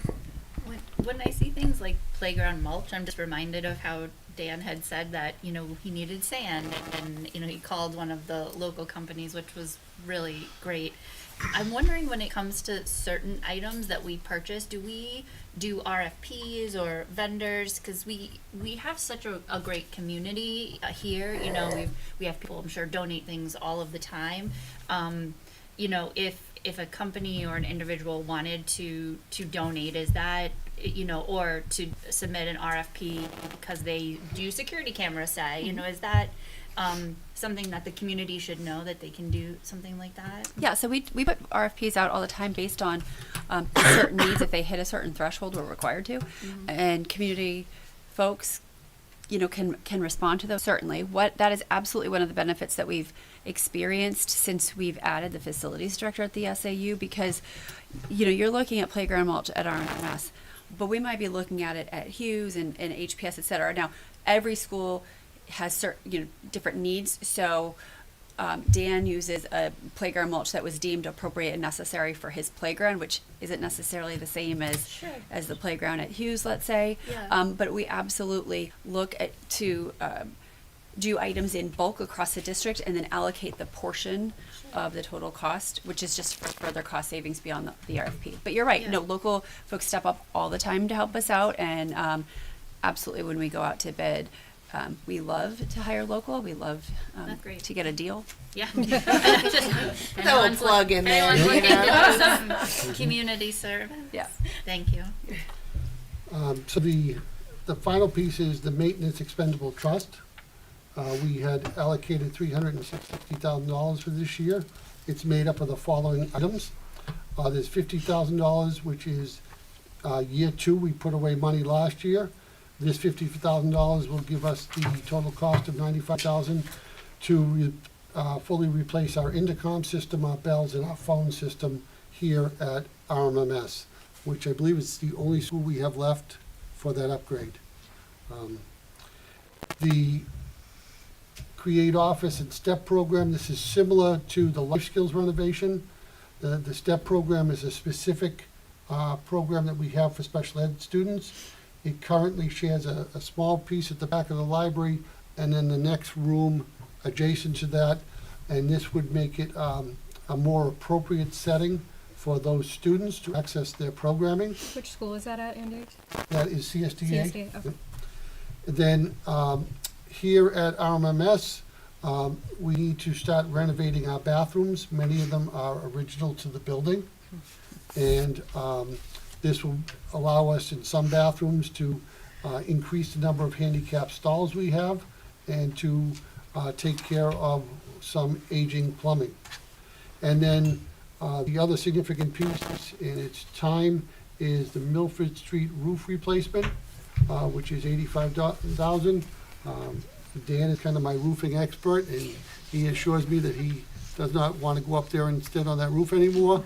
So that tells me it's time to replace it. We just repaired it the other day. Yeah, I know. I was like, were you up there speckling it? I was up there the other day because one of our, it's interesting, the side of the roof lifted Oh, that's and I had to screw it down along the rake board. okay. But it's still, it's up. The roof is on top of the building. It's good. Maybe good spot for schools. But I forget the age of it right now, but it's I think it's close time. to 30 years. It's Listen, time. Which if- if we got our money's worth out. I mean, you want anywhere from 20 to 25 with an asphalt shingle, but If the person who goes up on the roof routinely is now refusing to go on the roof, I'm fine. Then we will replace the roof. I'm not going on the go roof. on. So that takes me through the new items. And now I'm going to just go to the very last page of the Excel spreadsheet. Can I just correct something quick? Yep. I would walk on the roof. Here's the thing. I want to say something. It's really important because I don't want to make it sound like the roof will hold because this winter we'll have snow. Okay. It will be fine with snow loads. It Okay. just needs. Good to know. Yes, Dan will clarify. However, It is Yeah. structurally fine. but- Yeah. okay. I mean, I go to Dan because in his previous life, he did roofing. So he has Okay. extensive knowledge. Okay, I didn't know Um, that. And at one point was doing our facilities for Brookline before we were able to get an SAU facilities. It was greatly appreciated.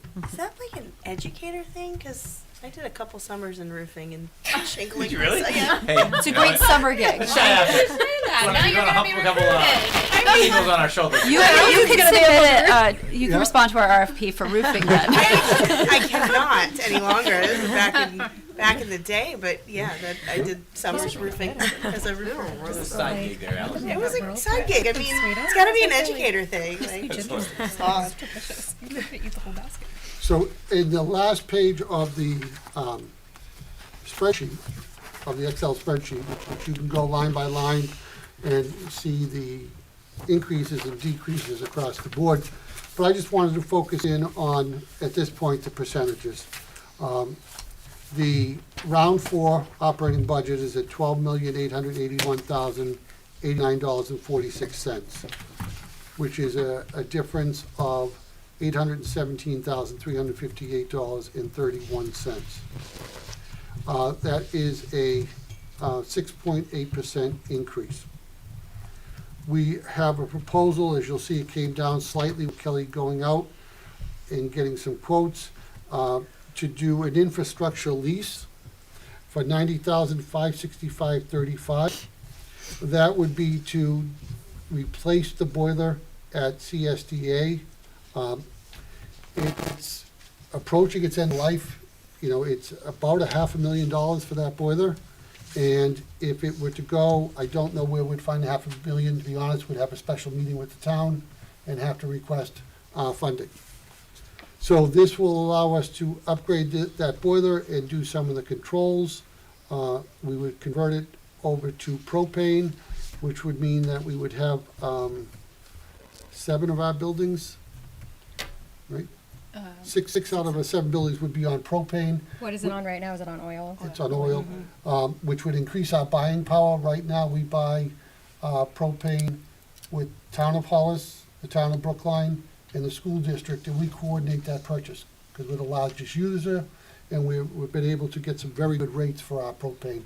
So by moving to that, we do believe we'd see savings.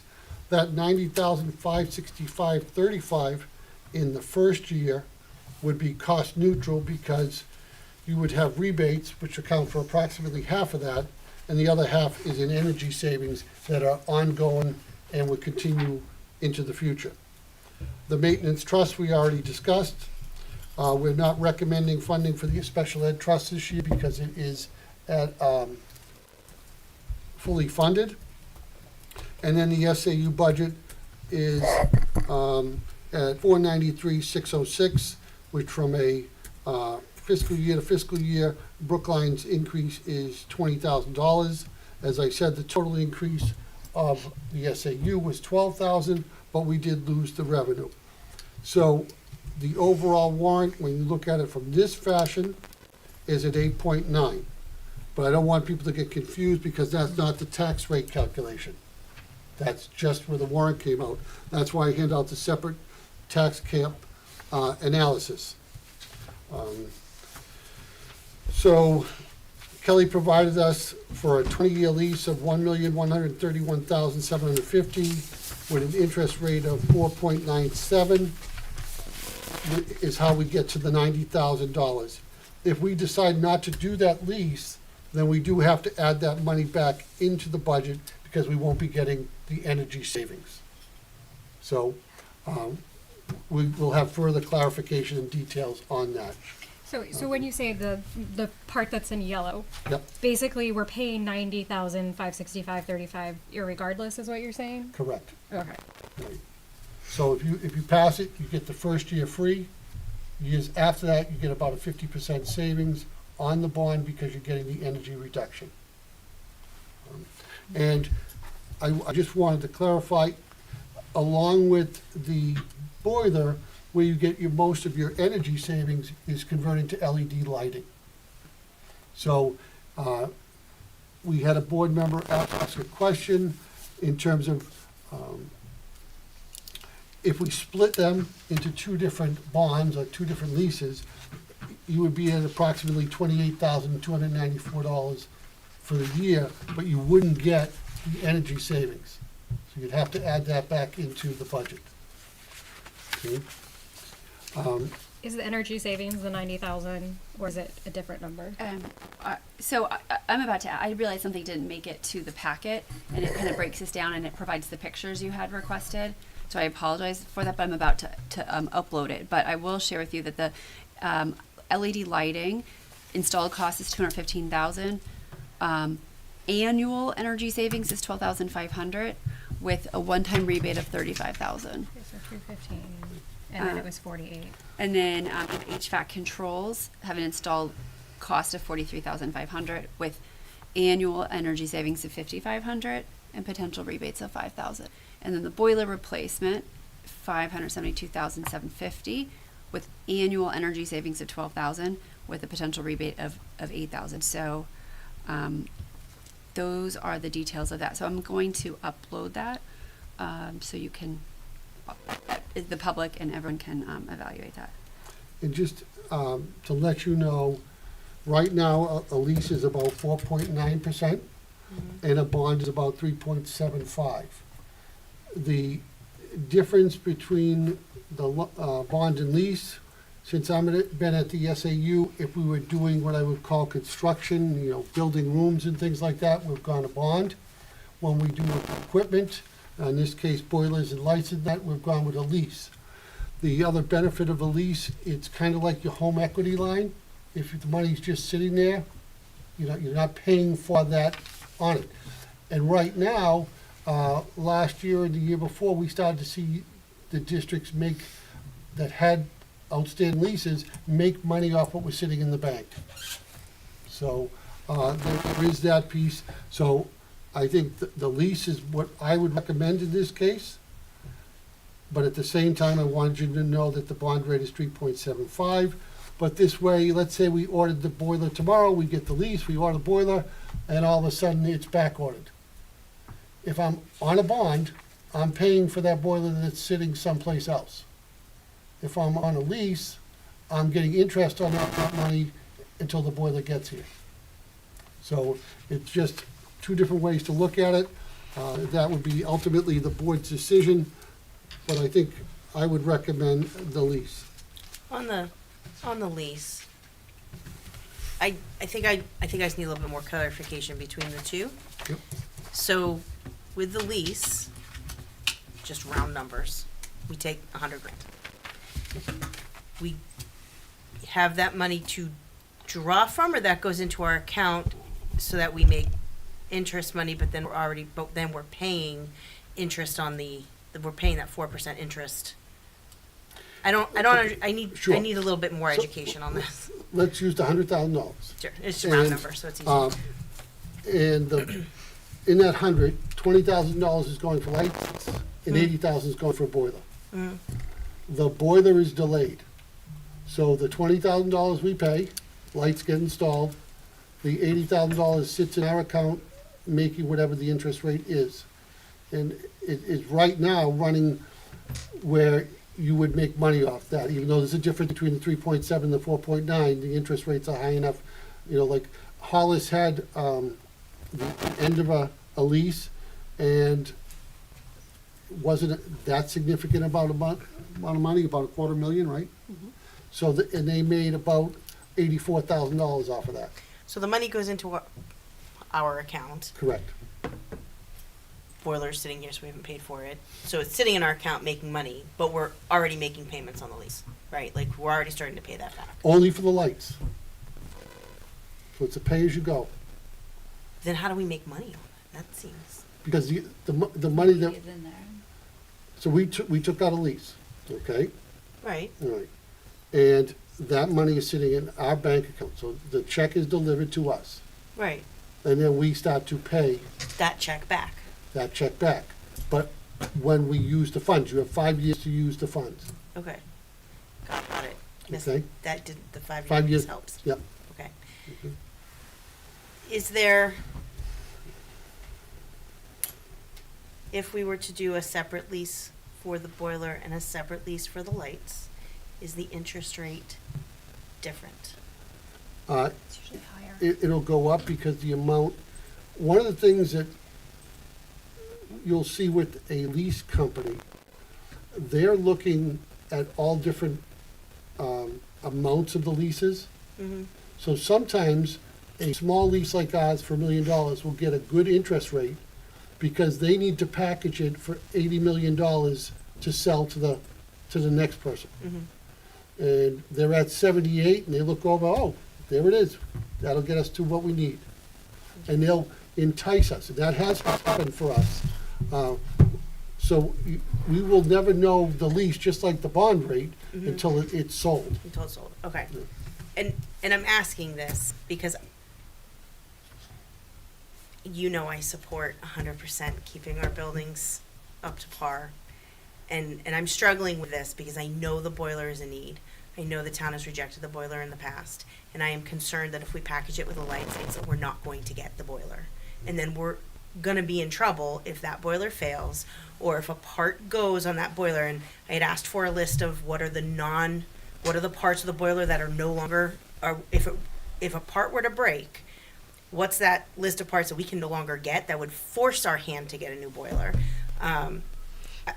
I just have concerns knowing the overall financial state of the town at the moment, packaging a need with a nice to have because the lights turn on, right? Mhm. I understand the cost savings, and I don't want to sound like I'm not being supportive, but I'm trying to just kind of take a step back, look at the big picture from the town and everything else that I know is coming down the pike and what's going on with the town. I want to be mindful of boilers in need, and I just don't want us to risk losing it again. So I was the one board who sent that question in. because I'm concerned about packaging these two things together on the same warrant article. I would feel better if we gave the choice at town of either or both. And I don't know how to do that in a warrant article like this, where we're packaging it together. If we can give the town an option of just the boiler, just the lights, or both. I will share another factor, like the $35,000. If we do that now, we'll get that rebate. If we wait a year, I get we're that. throwing $35,000 away. We've been successful at the co-op. Certainly, Hollis is a different story in terms of ease of things passing, but it was successful in the co-op. We're putting forward LED lights again at the middle school, packaged with facilities needs with boilers and HVAC system. I absolutely hear what you're saying, but it seems like it would be not very forward thinking to walk away from a $35,000 rebate when you're looking at the LED lighting paying for itself in a matter of about 10 years, less than 10 years, about 10 years. So And with that, and with our calculation on the payback, we did not escalate the charge for electricity. And it typically goes up 1.5% every year. So when we did the LED lights in Hollis, we estimated just under 11 years for the payback. It actually took just over 7. So I see your point. We can have it. There's nothing that stops us from putting that together for you, and then the board making the decision. Our reason for packaging them was because it made it cost neutral in that first year. And then we got the ongoing savings to offset it in the subsequent years. But I kind of agree with you that people will look at it and say the lights work, and for us to have a boiler go, that would be a significant budget hit, and it would have to take a leap of faith, because if I was the superintendent and the boiler goes, I'm gonna buy the new boiler, I have to put it in, I have to have school. Right. And then I have to have a meeting, probably after that boiler's already sitting in there, and ask for the money. Right. So, And I don't want us to, right. transparently, I don't want us to be in that position. Right. I understand the cost savings, I get it, I would convert my entire house to LEDs, I understand all of that. I just know in listening to previous town meetings surrounding similar topics, talking to people in town, I just don't know if the appetite's gonna be there. And I am genuinely concerned we are not going to get this at all, and then what do we do? Right. And I don't necessarily wanna set us up to avoid in that position, not saying that we would, but I just genuinely have concerns about this. So let us do our homework. We can bring a warrant at the public hearing that gives you the options of what you choose to do as a board and as a finance committee on how you think it's best. Because again, I'm in Gina's camp from just my finance background, but at the same time, I also have owned my own home, and sometimes you just have to Yes, be able to do only one thing. right. So I get that. I'm curious kind of if there's other thoughts on this, or if I'm a kind of Was this standalone, the sit alone. warrant article last year where they changed it late to be from a specific, here's the plan, to energy improvements? No, this boiler was on the article 2 years ago that passed. You had a choice. You could do $2.5 million and do the boiler at CSDA and all the controls, and then all the work we did at RMS. And the voters chose $1.5 million, so that boiler was never done. So, I mean, I think I hear what you're saying, Allison, and I understand the concern, because I do think it's a very valid concern. I think one thing that would help me feel better about knowing what to do is okay, so we say the first year is cost neutral. What would we be looking at in terms of the payments in years 2 and 3 for a lease? That, I think if we had those numbers, because I guess I'm not seeing those numbers firmly, I wonder if that's something that would help Sure. give So, people a more full picture. Yeah, and so this is assuming we took out the full amount in year one, but that lease payment remains pretty steady, which is a little different from how bond, year one, you pay interest only, and then you pay the rest year. So the payment stays at that 90,565 Okay. plus you. But then you're looking at annual energy savings of 30, so the net would be 60. roughly 60,000. Okay. And how many years would that be for? It's a 20-year. So we would actually have already paid for itself prior to that. Okay, so we're looking at a 20-year lease with yearly payments of about 90,565, but we're also looking at reduced costs in other areas of the budget of 30,000, which would then go to us. I guess part of my question would be is like, right, but what if those costs get eaten up by other things? Like, Well, is that's it- always going to happen, right? That's right, yeah. That's life, right? But like that might be something that comes up for people also is like if that 30 yes, we're saving that $30,000 as an offset, but now it's going to special education, it's not going to offset. Right, but if we didn't have the $30,000, the money would still come to special ed, and then we would have $30,000 more in costs. So that they're completely independent, and costs are going to come up, and Yep. we try to find the savings when we can. But this, is our last opportunity at that $35,000 rebate, and then you get that ongoing energy savings. Seems like Johanna, a pretty simple task. are you kind of saying that a different model could be that $30,000 in savings go into some sort of trust or another No, account in which the taxpayers can see that it's I don't. savings to them? I mean, maybe I don't know. I don't know exactly like what I would say, but I guess part of me is just like when I'm looking at it and I'm saying, okay, I'm paying 90,000, but I'm getting 30,000 back, which is 60,000. But like, I also work with lots of black and white thinkers who would say, right, but is that 60,000 only for energy? When they're like, well, then now special ed. So it's kind of like we're seeing it as like it could be like an abstract. Yes, we're saving $30,000, and Gina's got a point that like. Now we're $30,000 short, but we have an extra 30,000, so maybe it gets pushed somewhere else in the budget. Whereas a voter might be asking, but isn't that for energy? That's I think what I'm thinking. It's kind of just like trying to look at like the bigger picture, because I think for me when I look at like asks like this, it's like I want to think about like, okay, but down the road, is this going to cost me more? Is it going to cost me less? Like, what's the most cost effective? Where am I going bigger picture wise? So I think that's what I'm thinking. I don't know if that answered your I mean, we certainly have tracked all of the savings when we completely redid Hollis Upper and Hollis Primary, and we were able to show that over time. Okay. But we're never not going to have energy costs associated with lights, and we're never not going to have a year where we don't need to use, the boiler. But by adding another school, adding propane to another school, and hopefully with the middle school as well, if that passes, the buying power is just going to be incredible, and then our propane rates are going to be far lower. And another factor of this is removing the underground storage tank, the oil storage tank at CSDA, which would just add another layer of overall safety for the school. So that's just another important factor. But One other note, at the deliberative session, if people have that concern, they can amend the warrant article. That's what I Say, was just we're gonna thinking. put a certain amount of money every year, Mhm. into some Yeah. account or something.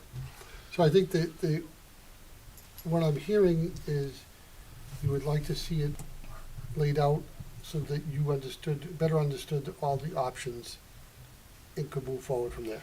I think that for me that would be helpful. For Allison, I do think there's a little bit of it like I don't want them paired.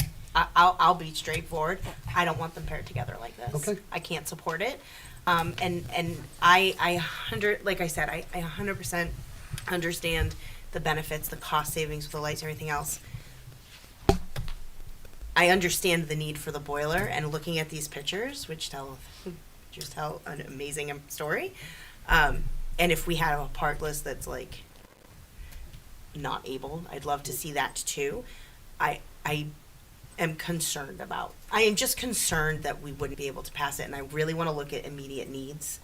I would like people to have the choice to do one or the other without having to go through amending a warrant language and going through 2 hours of back and forth of rewording to get it. Is there another way to present this? I guess my question really is there another way to present this warrant article to give people the option of one, the other, or both without having to spend 2 hours with people at the microphone trying to reword it and break it down if they If they're looking at it the way I am with a similar concern Yeah. of it being packaged together. I think that's kind of where I'm headed. Like, So you. maybe you- I'm not being articulate quite well enough, but what I'm struggling. What I'm hearing you would like is a warrant article that lists the boiler, here's the cost of the boiler. As a Boiler and separate- controls. Well, yeah, I mean, whatever it Yeah. takes to make the boiler function. Right. So, right, like Right. the whole complete package, and if that includes the removal of the oil tank, the underground tank, like the complete package to make the boiler upgraded, Yeah. effective, like working. Yeah, is there a mechanism in the warrant that, we want to pass this, but if X fails, then It's called annual meeting that we don't have. cool, okay. Good to know. Good to know. Note that down. So I was thinking if we worded it like, this is for the boiler and the LED lights, but if that doesn't pass, then, then so-and-so passes. So that it gives people, like Allison was saying, the option, but we can start blue sky and big picture, like, we And all whittle kind it of down want, if we and, do. and then, people will know if they don't vote for that, then they're voting for the boiler. or- So we actually, that is what we did when we did the renovation here. Article 1 was a bond that included everything, and then Article 2 was the bond that just did the 1.5. They went with the 1.5, but it was worded such that if Article 1 passed and 2 passed, Article 1 like trumped Article 2, and then 2 was not in effect. Yeah. So we could, but to my point, there's a lot more flexibility in the annual meeting format. But yes, I mean, I suppose we could look at coming up with wording like that. Yeah. I think for me, like I'm not necessarily opposed to them being paired.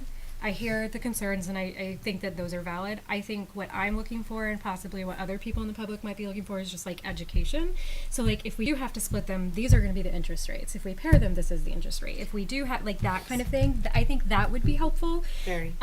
Because I think that gives us an opportunity to say, okay, these are why we're pairing them. These are so, and then people can make the choice. But at least we've laid out a very clear, transparent path in terms of like we looked at the interest rates, we looked at the payments per year, we looked at this, and this is why we have paired them together first. And we will also please fix the boiler. Take that, like if that's because that's a need because your kids can't go to school if there's no boiler, like that's just, we know that. But also laying out that if the boiler fails, we do need to, like, we don't have $500,000, so therefore it will be a special need. I think it's that education piece is probably what I would like to see, but I'm not necessarily opposed, I think, to a pairing. I just would like to see more of a Mhm. complete picture. We can do that. We'll bring that. I think that might be helpful in the public hearing too, to have that. Yeah, no, absolutely. Great. And that's it for the budget presentation. Thank you. You're welcome. That's a lot. That was a lot. That was great. All right, where are we here? So now we're moving on to policy. Correct. Mm-hmm. Do we need to discuss the warrant articles? Uh, I mean, I know maybe- we just went through the budget thing, but do we need to discuss like the, What you, it's just more so that you would understand the wording. I mean, okay, Article 1 is the election of officers. yeah, Article 2 is the lease, but we're gonna be working on that to change that, to bring that back to as kind of Article 2, A and B, some, Okay. that type of format. 3 is the operating budget, which we've discussed. Article 4 is the SAU budget.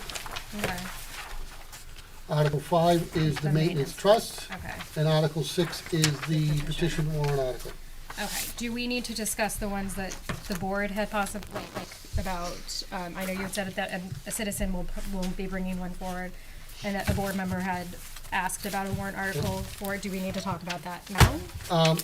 You can absolutely talk about that now. The two that the board had at least expressed interest in was, did they want to do anything with the Brookline School District joining the co-op? Okay, And the other one, which Colleen had mentioned, and again, we may not want to, but was mentioned just, do we want to look at the tax cap only because what was passed for the vote isn't what's in effect now?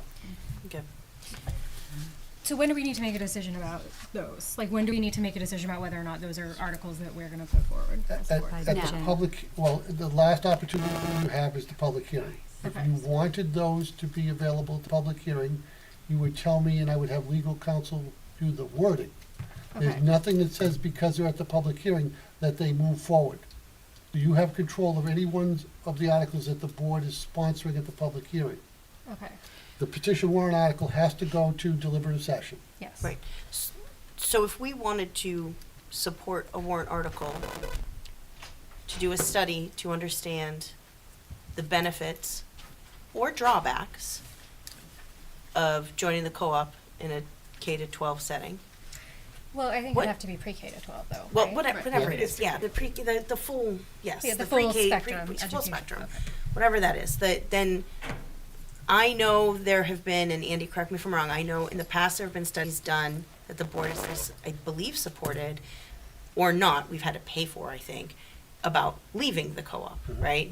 So if we were to propose one to look at the benefits of being part of a K-12 co-op, does that start with us paying for a study? And do you have any idea, like, because that's going to add then to our budget, right? So Right, that this yeah. this starts to bring up other conversations. So Because like how do we do that? I am not going to support a warrant article that just joins the co-op. I would want No, to no. see a study. No, no, first. no, of course yeah, not. No, well, but I think the wording was that to join the co-op, I would definitely need to see a study. I would want to have a committee. I would want to kind of be very thoughtful about that because I would want to make sure that Brookline as a community had a chance to weigh in on that. So like if we worded it that way, yes, I would support that. If we worded as in will Brookline join the co-op, like I would not support that. No, that's what I think Allison was talking about. What is the cost we're willing to pay to Right, do a to do a study? study. Right, okay. When the board supported a study reviewing the separation, the dissolution of the co-op, it came with a fee. Yeah. Which Since makes then, sense. additional studies have been proposed as in the form of petition warrant articles that haven't passed, so we didn't have to incur that fee. Okay. But the fee was not part of the warrant article. No. If the So- voters passed it, then the board through the administration kind of did an RFP to see who was out there who could conduct such a study. Mm-hmm.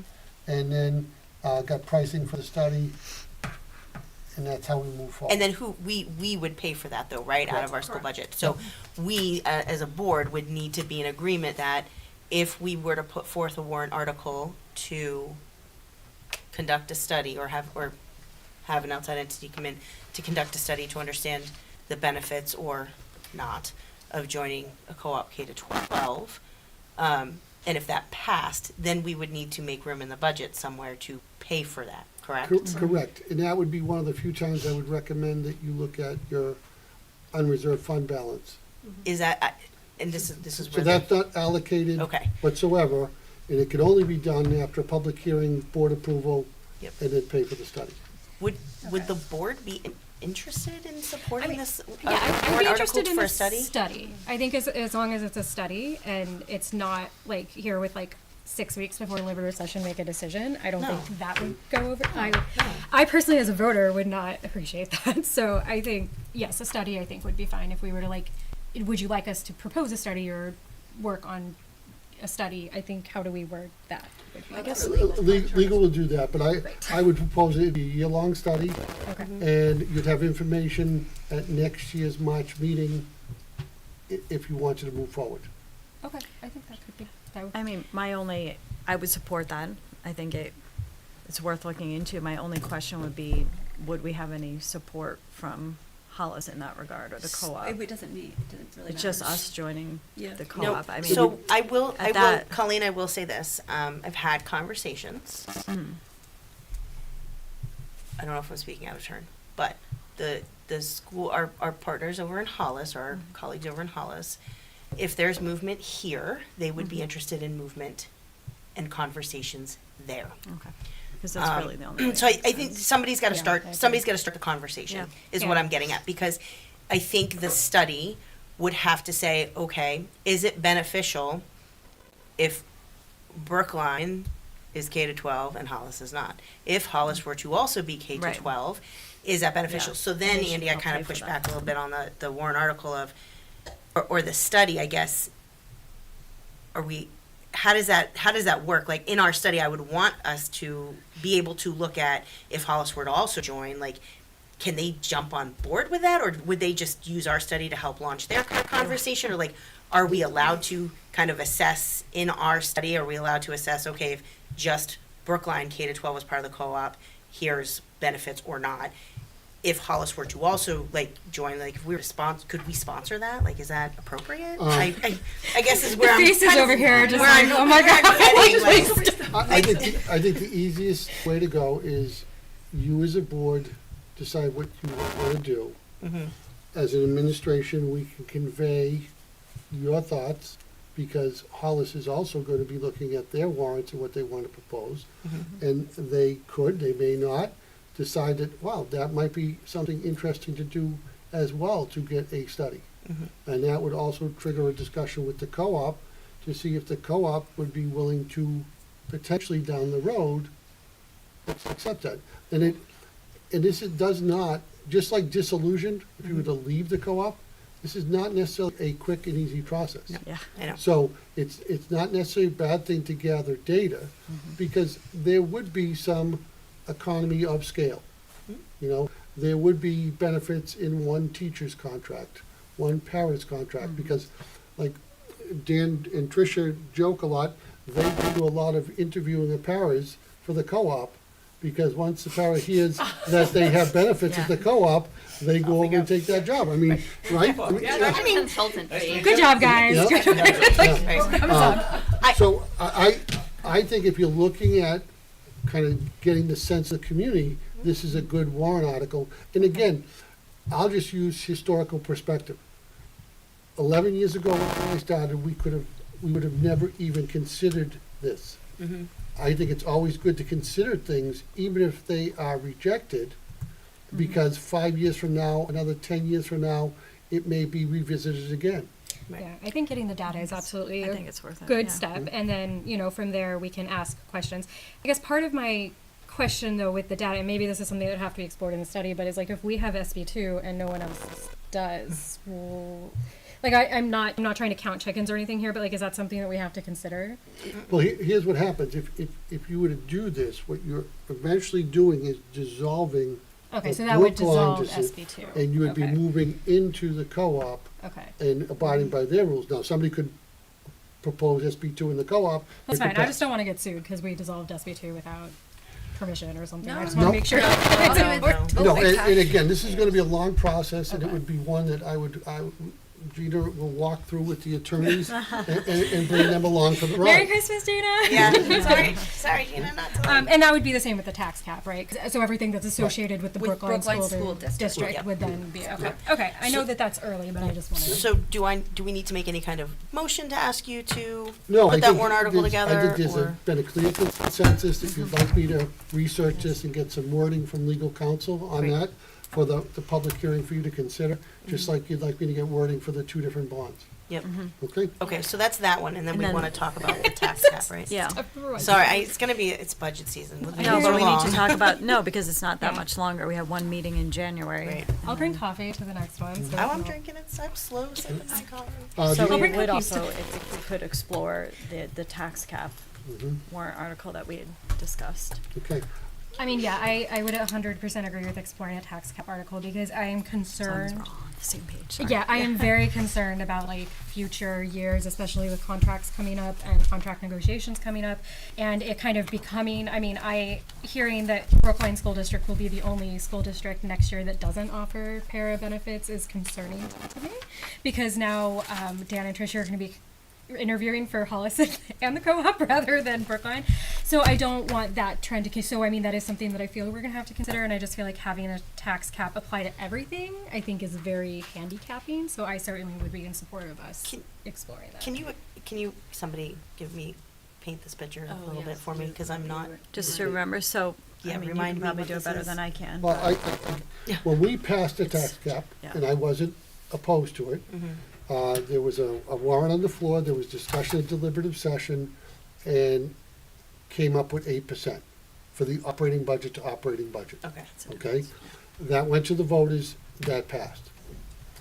The difference now is next year, I would think that 3 to 5.5%, somewhere in that range, is going to get eaten up just with the teacher's contract. And then the para contract, if you were to add benefits, you'd probably you'd be in the neighborhood of what Hollis should be, about $300,000, so there goes another 3%. So we've already eaten up the entire tax cap to fund the most critical element of the school district, which is the staffing. So are we looking to not include contract increases in the 8%?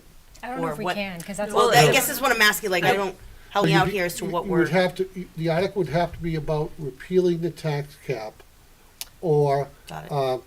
or the other piece, and I'll talk to legal, you could amend the tax cap article to potentially change the percentage. Because I was not opposed to a tax cap. Right. I'm just opposed to the percentage when the legislature introduces a new definition. They change what the voters voted on, but didn't give the voters a chance. So just, yeah, even broader, just for Yeah. anybody that's listening, because I know we've been through this, is that what the Brookline voters agreed to in that warrant article was a tax cap on only the operating budget. What the legislature did is changed it so that the tax cap would apply to the budget and all our warrant articles, which is not, in my opinion, what the voters agreed to. Got it. So I just think we should explore that, and it's, and part of that is just educating people about the tax cap. Okay, too. so we need to make sure so Colleen, how Does that you make just sense? explained it made far more sense to me. Sorry, Andy. No, it's just a big picture. Usually I'm tracking with you. Yeah. I was not tracking with you. Okay. So we really want to look at the 8% only being the operating budget and then warrant articles being outside. But we can't But do we that. can't do That's that, not 'cause how. That's a state law. Right. That's a new Oh, state law is saying the warrant articles have to be 32.5 in. B That's has a been new law. redefined. Hence, we Can- want to raise But the that's tax not what we cap. voted on. Or repeal it altogether. And Be- so we would repeal it. Got it. On the basis that we didn't vote on that, meaning we, the entire town, did not vote on that. They voted on the operating budget tax cap, not on a tax cap on the operating budget and warrant articles, which can be more wildly unpredictable. Because So- of those contracts. So that's why we need a little Yes. legal advice on this. Well, we need legal advice, and then we also want wording to help, since this will go to ballot, Yes, Mhm. that's what. that we want to make sure that it's worded in a way that people Yeah, so this track is something that I and actually understand. what I wanted this to is. float to the board if people felt comfortable. So last year, one thing I did was I would kind of translate the warrant articles to like more plain English.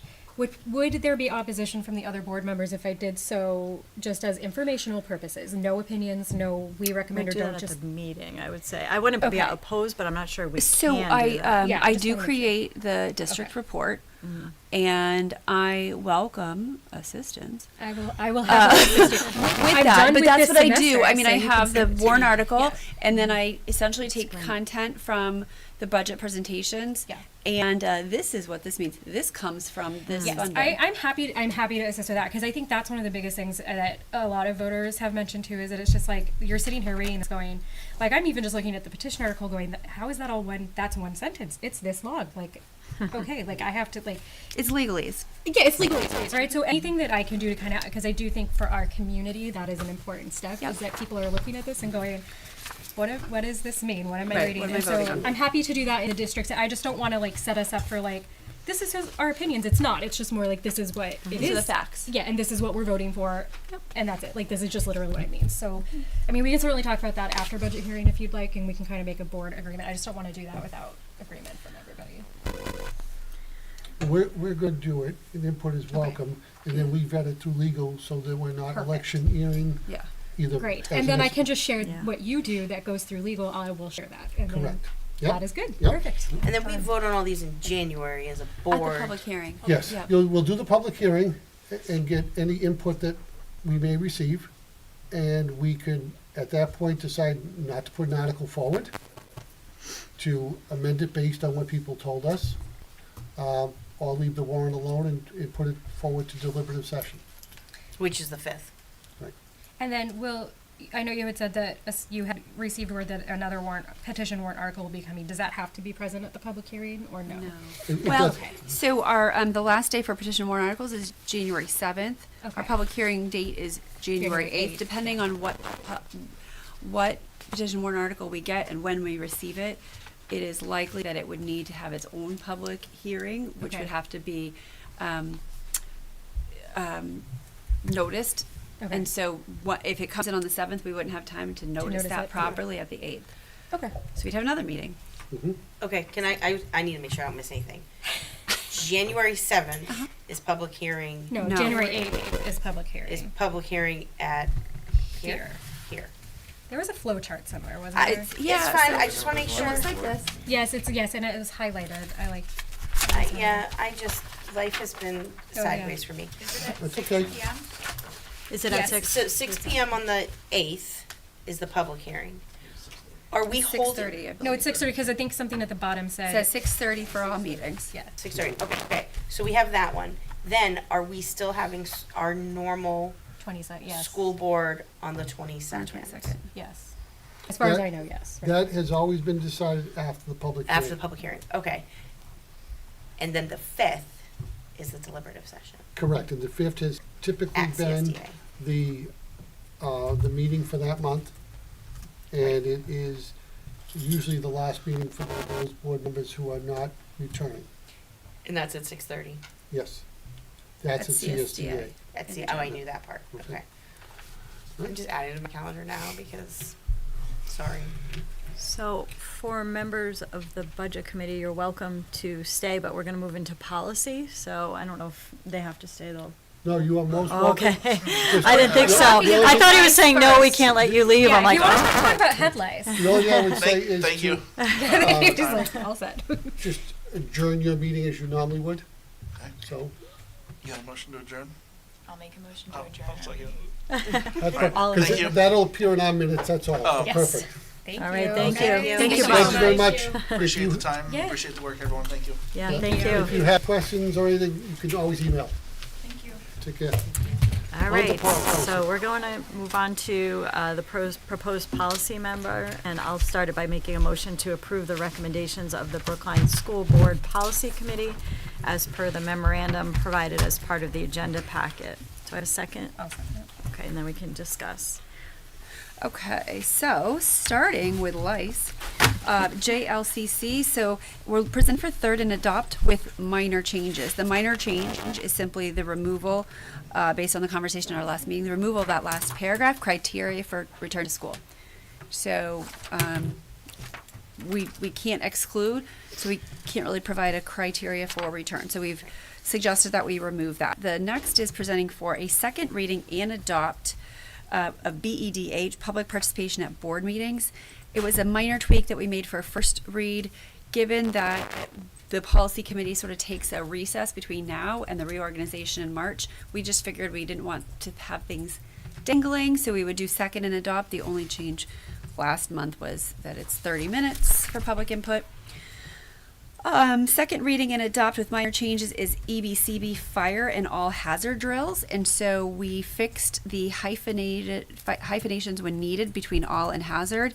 And then I think we just cleaned up the language, and it really just sticks to what we actually do, which is we are required to conduct 6 evacuation drills, 4 all hazard drills each year. One of the all hazard drills must test emergency response to an armed assailant. So that's pretty much straight from the RSA. And then remove the confusing sentence that says the remaining fire evacuation drills should be for each building, etc. That makes a lot more sense. Yeah. Thank you for So that's that we see there. And then first reading and adopt is JLCJA. This is simply a change in an RSA that requires that we add in section A. I'm not sure why it goes letter and then letter, but it does. Section A, section H of that require that all school-sponsored sports activities in grades 6 through 12 be supervised by a person trained in CPR. So that's a legal requirement. And then we have a first reading with some significant changes. So these will linger onto our March and April meetings. EH, public access to school district records. This is a change in the RSA, and so you can talk about, it talks about the procedure for requesting those records. So that's that new paragraph. So basically, they're just saying, was the superintendent always the custodian of records? Yes. So one thing that has changed is the ability of the district to charge for items in addition to paper copies.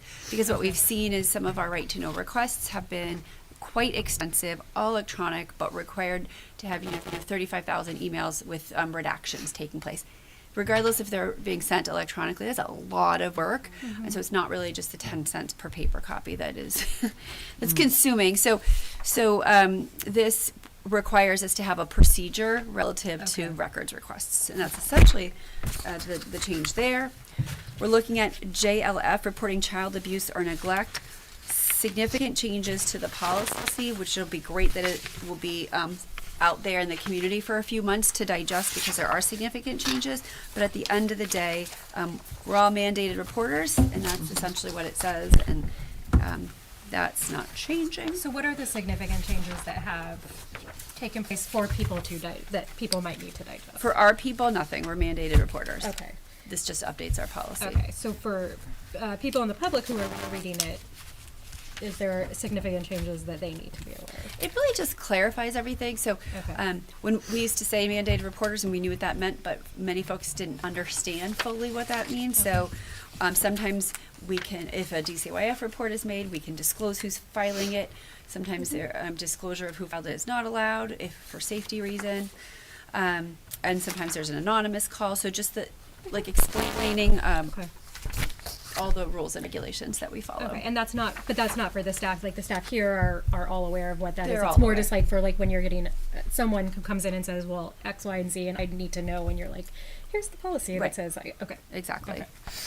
And then we're presenting as a brand new spot policy, IHBAB, Special Education Evaluations. And so this policy comes from our Director of Student Services. Sorry for the random gray block. I don't know why that appeared, but anyway, it just talks about outside evaluations and procedures and regulations around that. So you're talking about if a parent comes in and is like, I went to an independent neuropsych and here's the evaluation, that's what this is about? Sort of. I mean, that can definitely apply as far as when we review outside evaluations. There are also times where parents request independent educational evaluations at our expense. Okay. There are times that we propose and conduct evaluations, and we want to list what our own standards are as well. So it's really all-encompassing evaluations. No, that's good. And then we're looking at for first reading, it's a brand new policy. Here we are, the EH-R, which is the procedures relative to the public access to school district records.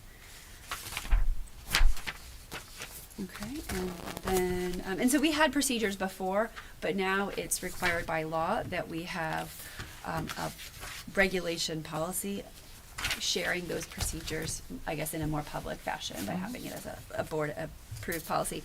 And then finally, a first reading is a brand new policy, KFD, use and location of the AEDs. And I just noticed something that we will probably delete in second read, but anyway. Okay, so this is just saying this is where they're at, this is who's in charge of them. Mhm. Is everyone in the school trained on how to use an AED?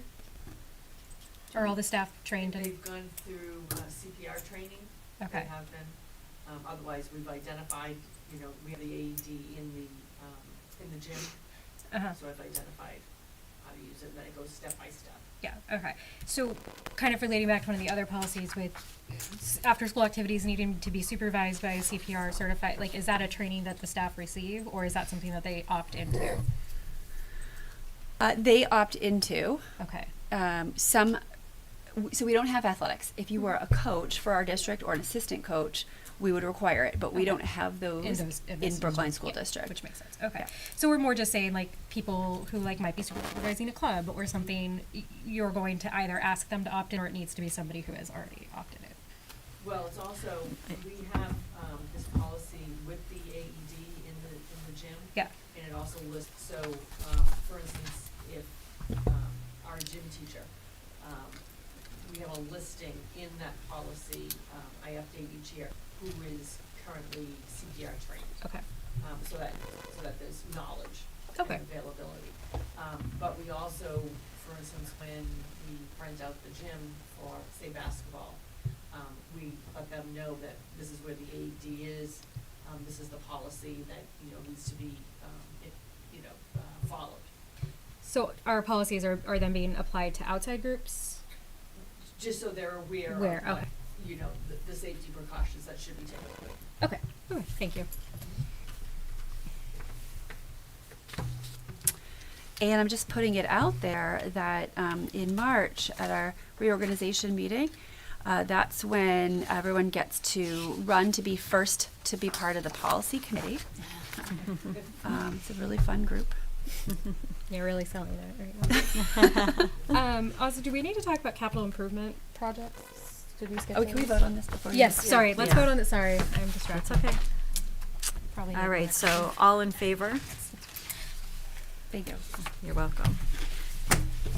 All right. Whoever came up with this memo Yeah, it's great. process, fabulous. Oh, As my yeah. daughter would say, that's a thumbs up, not a thumbs down. It's efficient. I appreciate Yeah. it. I get a lot of thumbs down these days.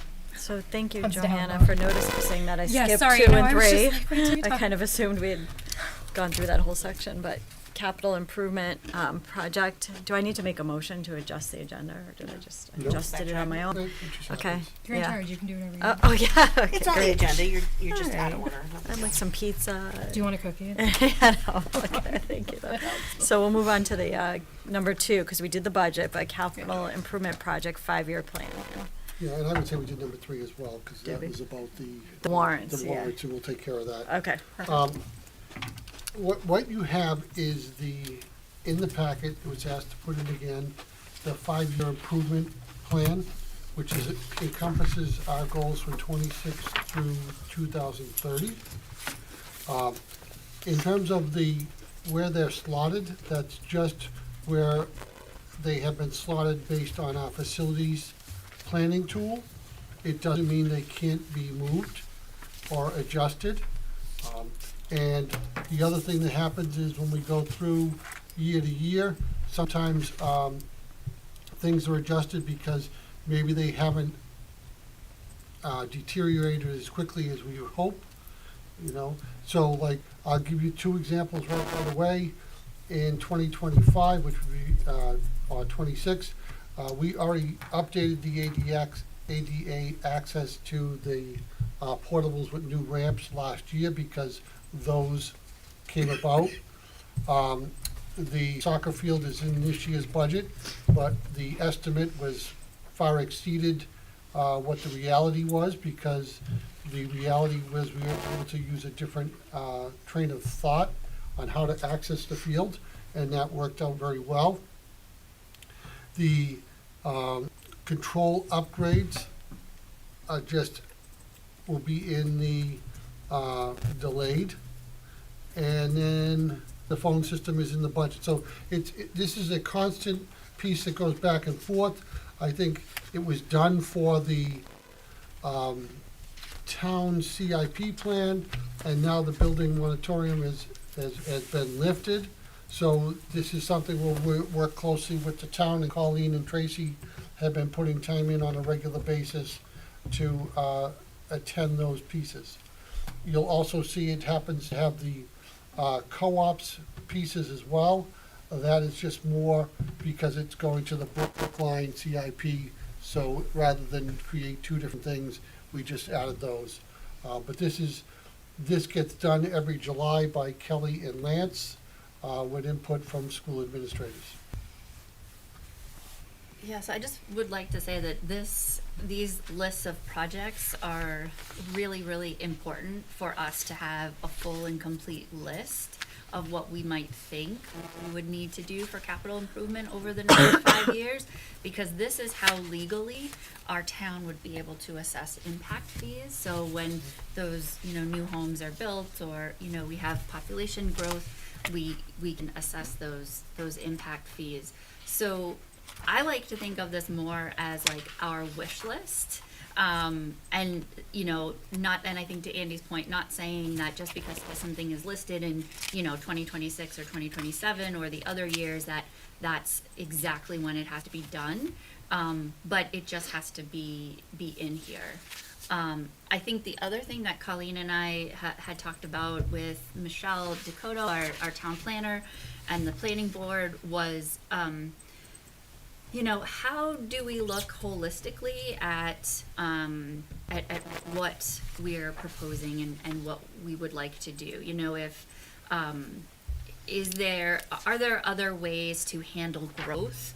And how do we want to talk about that? That topic might not be part of this discussion, but we really need to have a plan for, if we get X number more students or Y number more students, do we look to escalate one of these projects because we have to?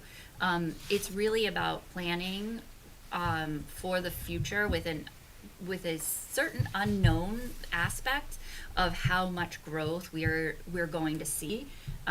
We can use NASDAQ numbers, and I think those are the numbers that we've always used to kind of to track to. But the plan would be, what do we do next year if we get 50 students? What do we do in 2 years if we get 300 students? Like, I'm probably not explaining this correctly, but it's kind of like A, B, C, D, E, F, right? Like, if we get 10 more students, we can enact Plan A, which is like specials on carts. If we get 50 more students, we have to think about, portables. If we get 100 more students, we have to think about an addition. So I think that's what we really wanted to, those are the two things that we really wanted to make you aware of, and that we have to really get in place before building starts, is the individual projects, but also our overall plan. Colleen, did I get that mostly? Yeah, right? I think what I heard was more of I think that you explained it well. Also looking eventually at big picture. So there's some discussion about looking farther out than the next couple of years. So that could be part of the committee's role to do that and sort of, and there was also discussion about how it's really sometimes a nitty gritty, which is hard to project that far out. But I think there's like setting goalposts sort of for when would we actually need a new building would be the farthest out we could probably think of. When I've worked with the growth management piece for a while. It's what if the town were fully built out? So where would that? So probably at like beginning of the year maybe, like, because I know we're so deep into budget now, but yeah, absolutely. Yeah, I mean, I think it sounds like right at reorg, the board might want to consider more of a standing facilities committee to do both the short-term but also long-term strategic planning about facilities, whether it's looking at boilers to new buildings, and everything in the middle. Absolutely. I think we need that in order to do this. It can't all happen at these meetings. There's just no way. It would be interesting too, if we were to end up doing a study on joining the co-op, what Yes. that looks like. I know. In conjunction with this. Just knowing like if we were at capacity, but in a co-op, if other buildings are not. what that Both of them looks- would play into each other. I was just thinking that. Yeah, they really would. Yeah, they absolutely would. I would just like to say I appreciate Tracy and Colleen's efforts because this is probably what I would say another significant step that we've recently taken to be more in line. When I first started, they were definitely separate entities, the town and the school. Right. So we continue to break down those barriers, with the board of selectmen coming and talking to us this year about keeping each other in tune. So I think this lines up to me with the long-term vision of where both the district and the town wants to go and the in-depth planning that's going to occur. And to Gina's point, the co-op just did their first standing facilities committee this year. So I think her point is well taken.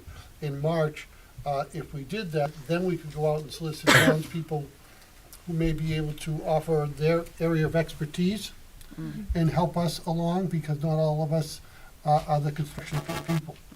So I think we're in really good shape, and I think the work that has got us to this point has been very positive, and we'll put that on the agenda to do a facilities committee in March, and then kind of hand this over and make it ongoing, and try to keep some consistency from the board point of view, that we try to put two members on it, but always make sure that it's not somebody who's going to be moving off the board, because that's how things get put by the wayside. Are there community members on the co-op? Just so- Yeah. Committee members, budget committee members, Yep. Yeah. Okay, great. Yeah. Yeah, we so should both have to- towns are represented, and it's been very good, and it's how we arrived at what they'll be proposing for their warrant.